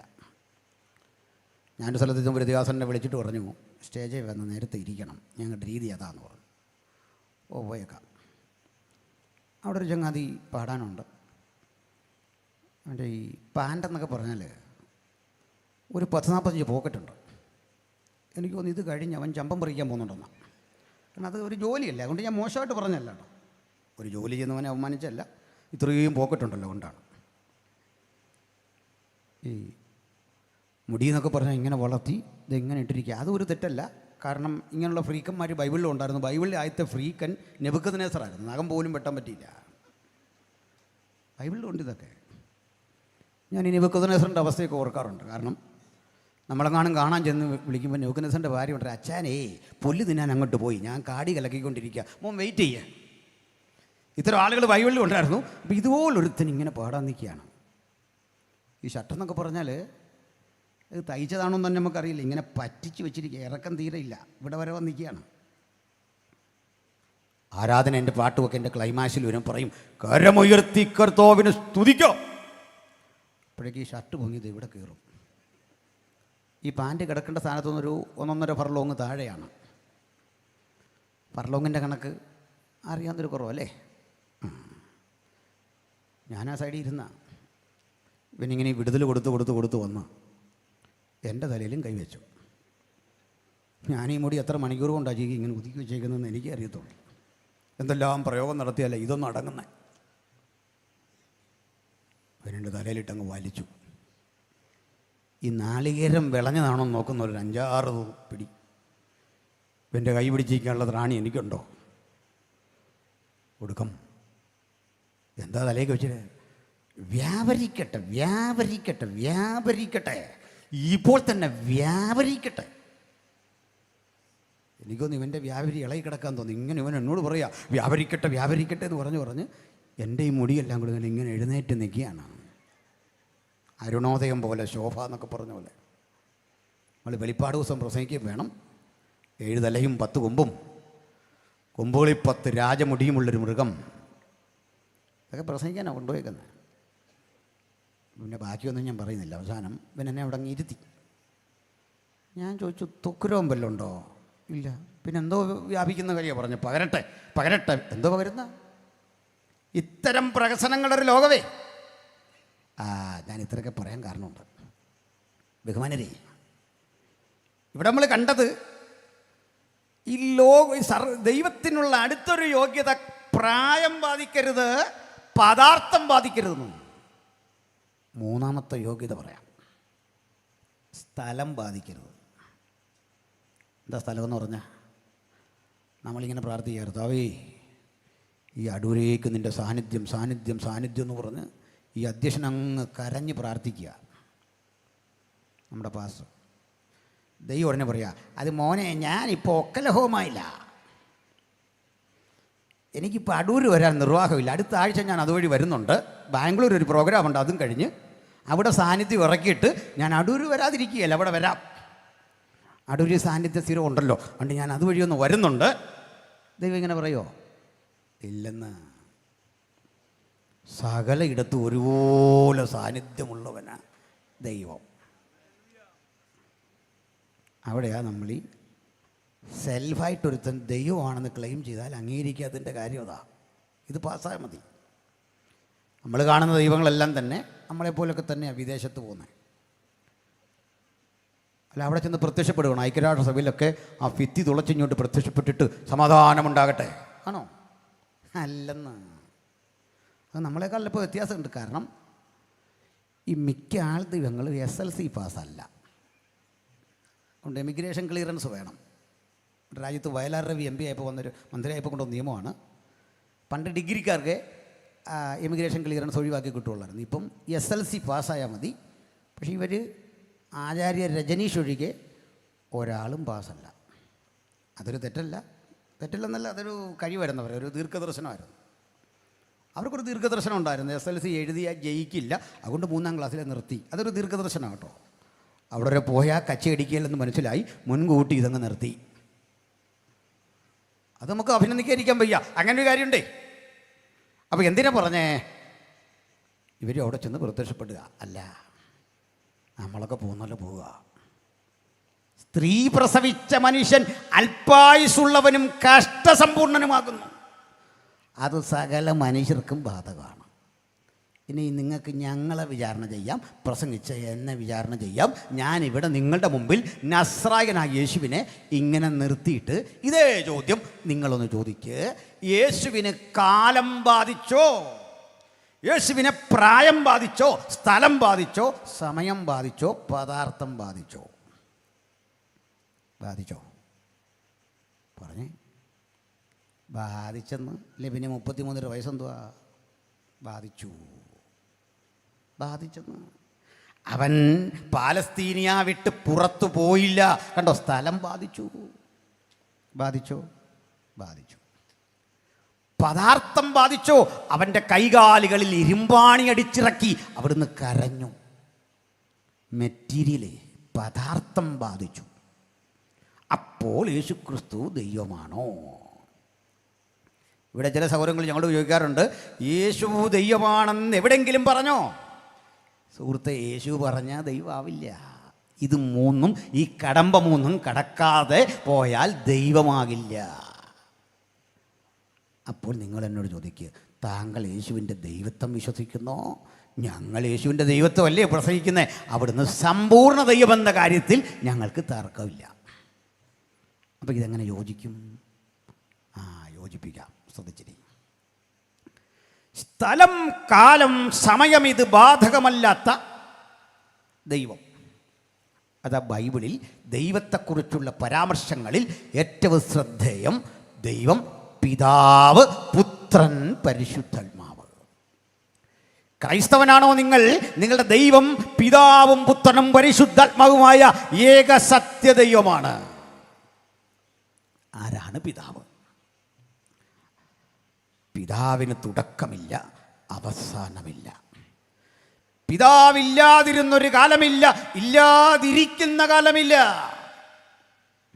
പിതാവ് എന്ന പോലെ പുത്രന് ഇല്ലാതിരുന്ന കാലമില്ല, ഇല്ലാതിരിക്കുന്ന കാലമില്ല. പരിശുദ്ധാത്മാവ് ഇല്ലാതിരുന്ന കാലമില്ല, ഇല്ലാതിരിക്കുന്ന കാലമില്ല.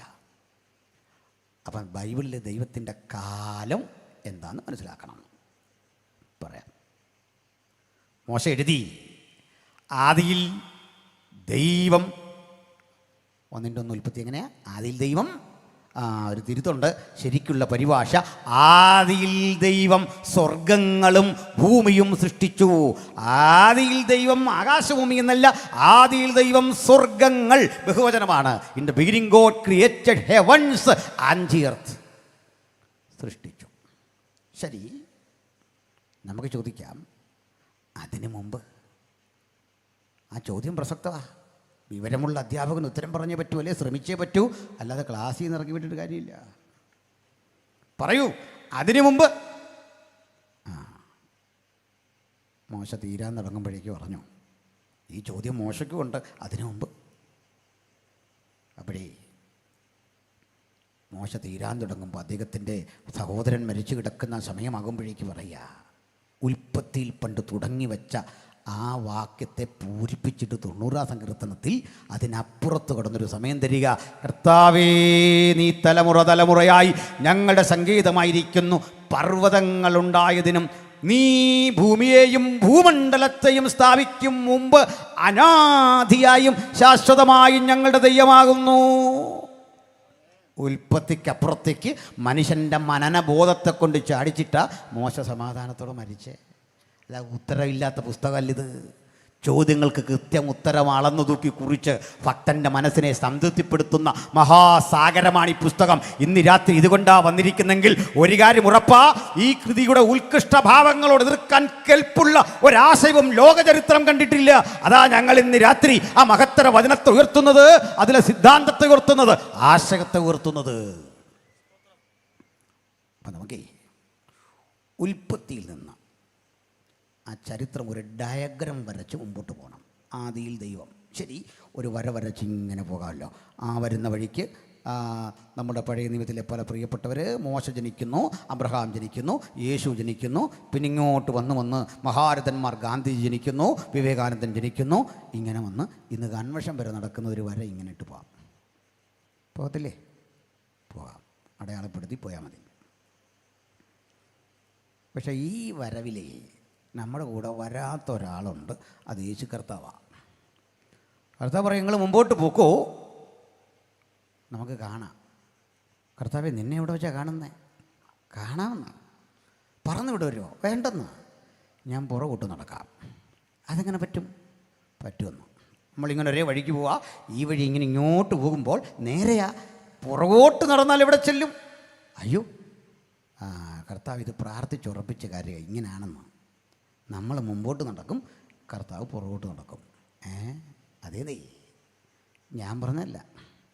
എമ്മൗസിലേക്ക് പോയ ശിഷ്യന്മാരില്ലേ, അതൊരു സഹോദരിയും തൻ്റെ ഭർത്താവുമാണെന്ന് ഒരു പഠനം. കുടുംബത്തിലേക്കാണ് പോയെന്ന്. അവർ രണ്ടുകൂടെ പോവാ. അവർ ഈ പലവിധ കാര്യങ്ങൾ പറഞ്ഞുകൊണ്ട് പോവുക, ഭാര്യയും ഭർത്താവിടെ. മനസ്സിലായില്ലേ? അത് നല്ലൊരു സഹോദരിയാണ്. ഈ സഹോദരിയോ സഹോദരനോ ഏതെങ്കിലും വട്ടെ, അവർ പോകുമ്പോൾ ഈ സാരിയുടെ കളറോ മേടിക്കേണ്ട ഭക്ഷണത്തിൻ്റെ വിഷയങ്ങളോ ഒന്നും അല്ലല്ലോ പറഞ്ഞുകൊണ്ട് പോകുന്നത്. ഇങ്ങനെ യേശുവിനെക്കുറിച്ച് പറഞ്ഞുകൊണ്ട് പോകുമ്പോൾ യേശു കൂടെ കൂടി. ഓർമ്മയില്ലേ? അവിടെ വന്നപ്പോൾ കർത്താവ് പറഞ്ഞു, നിങ്ങളൊരല്പം മുമ്പോട്ട് പോകുന്ന പോലെ, യേശു മുമ്പോട്ട് പോകുന്ന പോലെ പോകാൻ ഭാവിച്ച പറഞ്ഞു, നാദാ പോകില്ലേ, വീട്ടിൽ കൂടെ വായോ. വീട്ടിൽ ചെന്നു. ഭക്ഷണം വാഴ്ത്തി നുറുക്കിക്കഴിഞ്ഞ് യേശുവിനെ കാണുന്നില്ല. എവിടേക്കാണ് പോയെന്നറിയണ്ടേ? പറയാം. യോഹന്നാൻ 17 യേശു ഒരു പ്രാർത്ഥന. പിതാവേ, ലോകാരംഭത്തിന് മുമ്പ് നിൻ്റെ അടുക്കൽ എനിക്കുണ്ടായിരുന്ന മഹത്വത്തിലേക്ക് എന്നെ കൈക്കൊള്ളണം. എവിടേക്ക് എന്നെ കൊണ്ടുപോകണമെന്നാ? ലോകം ആരംഭിക്കുന്നതിന് മുമ്പേ നിൻ്റെ അരികിൽ ഞാൻ ഇരുന്നിരുന്നു. അവിടേക്ക്, ഉൽപ്പത്തിയുടെ പുറകിലേക്ക്. നമ്മോട് പറയാ, ഞാനിരിക്കുന്ന അതേ ഇടത്ത് നിങ്ങളെയും ചേർത്ത് കൊള്ളുവന്നു. മനസ്സിലായോ പറഞ്ഞേ? അപ്പം നമ്മൾ ഇതുണ്ട് ഇങ്ങനെ ഇറങ്ങി ഇവിടെ വരുമെന്ന് യേശു ഇവിടെ നിൽപ്പുണ്ടെന്ന് പിടിയിട്ടില്ല. മനസ്സിലായോ? കാലാതീതനാണ് ഈ ക്രിസ്തു, സമയത്തിനതീതനാണ് ഈ ക്രിസ്തു. അങ്ങനെയെങ്കിൽ നമ്മൾ വരയ്ക്കുന്ന ഡയഗ്രം ഒന്ന് മാറ്റി വരയ്ക്കണം. ഇങ്ങനെയല്ല ബൈബിളിലെ ആ ഡയഗ്രം വരയ്ക്കേണ്ടത്. ഒരു വൃത്തം വരച്ചാൽ മതി. ആ വൃത്തത്തിൽ ഉൽപ്പത്തി എവിടെ അടയാളപ്പെടുത്തണം. ആ വൃത്തത്തിൽ എവിടെ കുത്തിയാലും അത് അതിൻ്റെ ആരംഭമാണ്. പക്ഷേ വന്നു നിൽക്കുന്നത് അതിൻ്റെ പുറകിലാണ്. കാരണം സ്ഥലവും കാലവും സമയവും പദാർത്ഥവും ഒന്നും ബാധിക്കാത്തവനാണ് നമ്മുടെ കർത്താവ്. അതുകൊണ്ട് വചനം പറയുക, അവന് ഗതിഭേദത്താലുള്ള ആച്ഛാദനമില്ല. മനസ്സിലായല്ലോ? ഇനി ഈ പിന്നെ നമ്മൾ കണ്ട 33 വയസ്സ് പറയാം.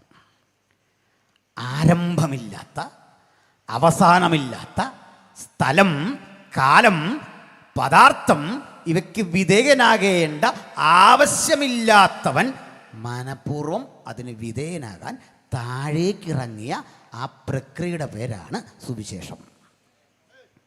ഇതൊന്നും വേണ്ടാത്തവനെ താഴേക്കങ്ങ് ഇറങ്ങിയെന്ന്, അതിൻ്റെ പേരാ സുവിശേഷം. അപ്പോൾ അവന് സ്ഥലം ബാധകമായി, സമയം ബാധകമായി, പദാർത്ഥം ബാധകമായി. അതാ നമ്മൾ കണ്ട 33 വയസ്സിലെ സമ്പൂർണ്ണ മനുഷ്യൻ. യേശുവിനെ ജീവിതത്തിൻ്റെ ആകത്തുകയിലെടുത്താൽ സമ്പൂർണ്ണ ദൈവം, യേശുവിനെ 33 തിരുവയസ്സിൻ്റെ ആകത്തുകയിലെടുത്താൽ സമ്പൂർണ്ണ മനുഷ്യൻ, സകലതും തികവാർന്ന മനുഷ്യൻ. മനുഷ്യത്വവും ദൈവത്വവും ഒരുപോലെ. അതുകൊണ്ട് ഇടയ്ക്കിടയ്ക്ക് ദൈവത്വം യേശു ആവശ്യമുണ്ടെങ്കിൽ പ്രകടമാക്കും. ആവശ്യമുണ്ടെങ്കിൽ പ്രകടമാക്കുള്ളൂ. നമുക്കിവിടെയാണ് തെറ്റിപ്പോയത്. നമുക്ക് തോന്നുമ്പോൾ ഇത് പ്രകടമാക്കാൻ നല്ലതല്ല. ആവശ്യമുണ്ടെങ്കിൽ എന്താ എൻ്റെ തെളിവ്? 5 അപ്പം യേശു 5000 കൊടുത്തു.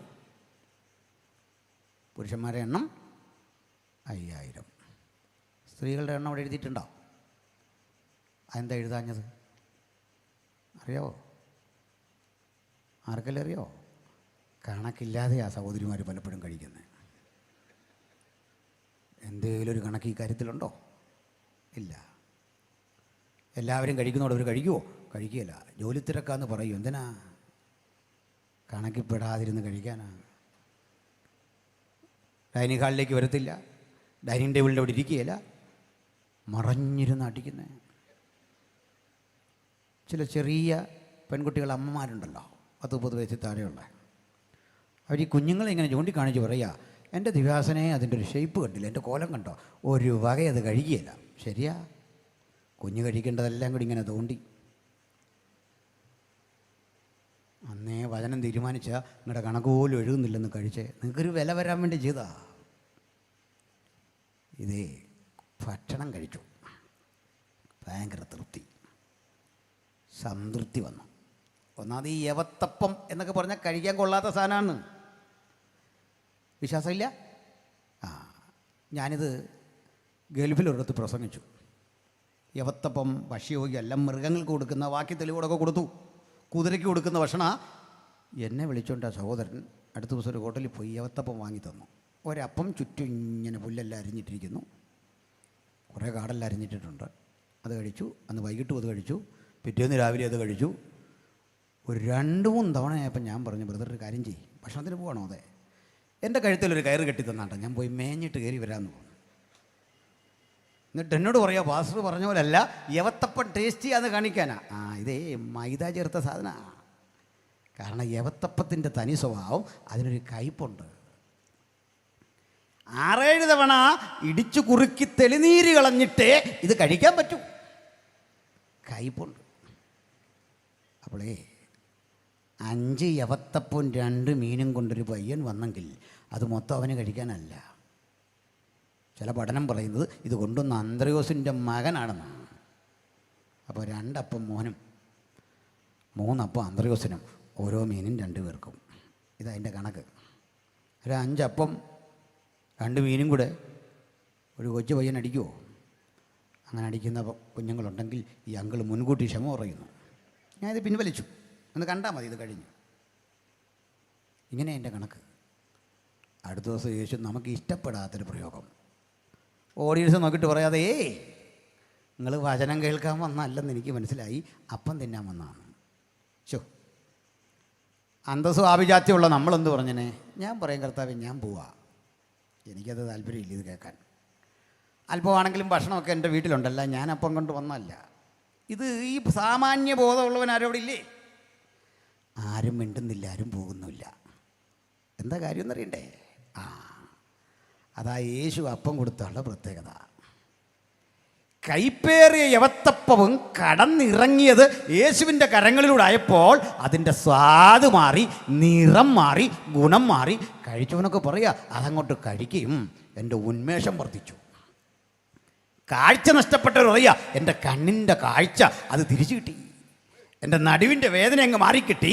ഏറ്റവും മോശപ്പെട്ട വസ്തുവും കയറിയിറങ്ങിയത് ആ കരത്തിലൂടെ ആയപ്പോൾ കഴിച്ചവൻ എന്നിട്ട് പറയുക ഞങ്ങൾ അപ്പം കഴിച്ചു. എന്താ അനുഭവമായിരുന്നത്? ആളുകൾ പെട്ടെന്ന് ഇരമ്പി കയറിയപ്പോൾ യേശുവിന് മനസ്സിലായി അപ്പമാ ഇപ്പം മാർക്കറ്റ്, വചനം വേണ്ട. അതുകൊണ്ട് യേശു ഈ പ്രോഗ്രാമേ നിർത്തിക്കളഞ്ഞെന്ന്, പിന്നൊരുത്തിനും കൊടുത്തില്ലെന്ന്. മനസ്സിലായത് നിങ്ങൾക്ക്? അത്ഭുതം നടക്കാത്തതേ, അടയാളം നടക്കാത്തതേ, വീര്യപ്രവൃത്തി നടക്കാത്തതേ ആരെയും കുഴപ്പമല്ല. ഇത് തേടി വരുന്നവനെ നോക്കി കർത്താവ് പറയുക അതൊക്കെ പണ്ടേ കൊടുത്തു. വക്രതയും കോട്ടവുമുള്ള തലമുറ ഇതൊക്കെ തേടി വരുമ്പോൾ നിലനിൽക്കുന്ന ആഹാരം ഈ ദൈവത്തിൻ്റെ വചനത്തിലുണ്ട്. മനുഷ്യൻ അപ്പം കൊണ്ട് മാത്രമല്ല, ദൈവത്തിൻ്റെ വായിൽ നിന്ന് വരുന്ന സകല വചനം കൊണ്ടും ജീവിക്കുന്നു. നമുക്ക് വചനത്തെ ഉയർത്തണം, സുവിശേഷത്തെ ഉയർത്തണം. സുവിശേഷമാണ് ആത്യന്തികം. അതിൽ അനിവാര്യമായ ശുശ്രൂഷകൾ അതേ അളവിൽ നടന്നുകൊള്ളും. ഞാൻ നീട്ടുന്നില്ല. അപ്പോഴേ ഈ ലോഗോസ് ജഡമെടുത്ത് നമ്മുടെ ഇടയിൽ വന്നത് എന്തിനാ? അതുമാത്രം പറഞ്ഞ് നിർത്താം. ഇതിനെ കൃപയെന്നും സത്യമെന്നും രണ്ട് ഭാവം കൂടെ ഉണ്ടായിരുന്നു, പരസ്പരം ചേരാത്തത്. അതാണ് നമ്മൾ പറഞ്ഞു തുടങ്ങിയത്. അതിനെ സംക്ഷേപിക്കാം. ലോകത്ത് ആർക്കും പറ്റാത്തൊരു കാര്യമാണ്. ഈ കർത്താവിനെ പഠിക്കണം. ഒരു കൊടും കുറ്റവാളി യേശുവിൻ്റെ മുമ്പിൽ വന്നു. ഈ കൊടും കുറ്റവാളിയോട് യേശു ഇടപെടുന്നൊരു രീതിയുണ്ട്. അവനെ വേദനിപ്പിക്കുകയല്ല യേശുവിൻ്റെ പ്രക്രിയ, ശിക്ഷിക്കുകയല്ല. പിന്നെന്താ യേശുവിൻ്റെ രീതി? പറഞ്ഞുതരാം, ശ്രദ്ധിക്കണം. മഹാനായ ഐസക് ന്യൂട്ടൺ ഉണ്ടായിരുന്നു, വലിയൊരു മാത്തമാറ്റീഷ്യൻ. പലകുറയിൽ ഐസക് ന്യൂട്ടൻ ഒരു ദൈവദാസം കൂടിയാണെന്നുള്ള മറ്റൊരു സത്യം. വെളിപ്പാടിനും ദാനിയേലിനുമൊക്കെ വ്യാഖ്യാനം എഴുതിയ ആളാണ്. ഭയങ്കര പക്വത. അദ്ദേഹം ഒരു ദിവസം തൻ്റെ വിലപിടിപ്പുള്ള മാത്തമാറ്റിക്കൽ പ്രബന്ധങ്ങൾ ഇങ്ങനെ എഴുതി അടുക്കി വച്ചിരിക്കുകയാണ്. അദ്ദേഹം വീടിനുള്ളിലെ ഒരു ഡെസ്ക്, ഉയരമുള്ള ഒരു ഡെസ്കിൻ്റെ അരികിൽ നിന്നുകൊണ്ടാണ് എഴുതുന്നത്. ഒരു മെഴുതിരി കത്തിച്ച് വെച്ചിരിക്കും. അദ്ദേഹം എന്തോ ആവശ്യത്തിന് പുറത്തേക്ക് പോയിട്ട് വരുമ്പോൾ തൻ്റെ വളർത്തു നായ ഈ മെഴുതിരി തട്ടിയിട്ടു. കാര്യം വരുമ്പോൾ കാണുന്നത് വർഷങ്ങൾ കൊണ്ട് ന്യൂട്ടൻ എഴുതി തയ്യാറാക്കിയ ഗവേഷണ പ്രബന്ധങ്ങൾ ഇരുന്ന് കാത്തുന്നു. ഒന്നും മിച്ചം കിട്ടിയില്ല. നമ്മളാണെ ആ പട്ടിക്കുട്ടിയെ എന്ത് ചെയ്തേനെ? ന്യൂട്ടൻ അതിനെ ഇങ്ങോട്ട് പിടിച്ചു, തൻ്റെ മാറോടടുക്കി പിടിച്ചിട്ട് ഒരു കൊട്ട് കൊടുത്തു. എന്നിട്ട് പറഞ്ഞു, ജാക്കി, നീ ചെയ്ത തെറ്റിൻ്റെ ഗൗരവം വല്ലോ നിനക്കറിയാമോ? എന്നിട്ട് അതിനെ ഇങ്ങനെ തഴുകി ഉറക്കി. മനസ്സിലായോ എന്തിനാ ഇത് പറഞ്ഞേ? ഇതിലും വലിയ കൃപയുടെ കാരണഭൂതൻ്റെ പേരാണ് യേശു. നമ്മൾ ചെയ്ത തെറ്റിൻ്റെ കുറ്റത്തിന് അടി തന്നൊതുക്കുക അല്ലിത്, അരികിലേക്ക് ചേർത്ത് പിടിച്ചിട്ട് ഒരു സ്വാന്തനം. ഈ സ്വാന്തനത്തിൻ്റെ പ്രത്യേകത അറിയാമോ? ശിക്ഷയേക്കാൾ വലുതാണെന്നേ ക്ഷമയുടെ പ്രത്യേകത. ക്ഷമ ശിക്ഷയേക്കാൾ വലുതാണ്. എങ്ങനെയാണത്? പറയാം. എൻ്റെ മോള് ഈ നീറ്റ് എക്സാം എഴുതി. ആദ്യ റൗണ്ടിൽ കിട്ടിയില്ല. വലിയ പ്രതീക്ഷയായിരുന്നു. ഞാൻ പറഞ്ഞു, ഇവിടെ ഒന്നും ഇതിൻ്റെ പുറകെ നടക്കണം നേരമില്ല. കാരണം നീ ഡോക്ടറായിട്ട് വരുമ്പോഴേക്കും ഞാൻ വല്ലാത്ത രോഗിയാവും. പണ്ടൊരച്ഛൻ പറഞ്ഞാണ്, കുഞ്ഞുങ്ങളെല്ലാം ജയിച്ചു, അപ്പോഴേക്കും ഞാൻ തോറ്റുപോയെന്ന്. ഈ പൈസ മുടക്കി അതാ പറഞ്ഞത്. അതുകൊണ്ട് ഇനിയും ചാൻസ് ഒന്നുമില്ല. റിസൾട്ട് വരാൻ കാത്തിരിക്കുക അവൾ. റിസൾട്ട് വരാൻ കാത്തിരുന്നപ്പോൾ മനസ്സിലാകുന്നു രണ്ടാം ഘട്ടവും നേടിയില്ല. BDS കിട്ടിയിട്ടോ, അത്ര എത്തി. നമുക്ക് താല്പര്യമില്ല. ഈ റിസൾട്ടൊക്കെ വന്നപ്പോൾ ഇവയ്ക്ക് ഇതെന്നോട് പറയാൻ മടി. കാരണം പ്രതീക്ഷിക്കുന്നത് എന്താണെന്നറിയണ്ടേ? നോ, ഇനി കണ്ടിന്യൂ ചെയ്യാൻ പറ്റില്ല. ഞാനിത് ഊഹിച്ചു, ഇവൾക്കൊരു പക്ഷെ കിട്ടിക്കാണില്ല. ശിക്ഷ ഭയന്ന് കഴിയുന്ന കുഞ്ഞിൻ്റെ അരിയിലേക്ക് എന്നിട്ട് പറഞ്ഞു, കുഞ്ഞുഞ്ഞു you please wait for the next opportunity. കുഞ്ഞ് പഠിച്ചാട്ടെ, ധൈര്യമായിട്ട് പോയാട്ടെ. ഇവൾ പൊട്ടിയൊരു കരച്ചിൽ. കാരണം പ്രതീക്ഷിച്ചത് ശിക്ഷ, കൊടുത്തത് കാരുണ്യം. മനസ്സിലാകുന്നോ?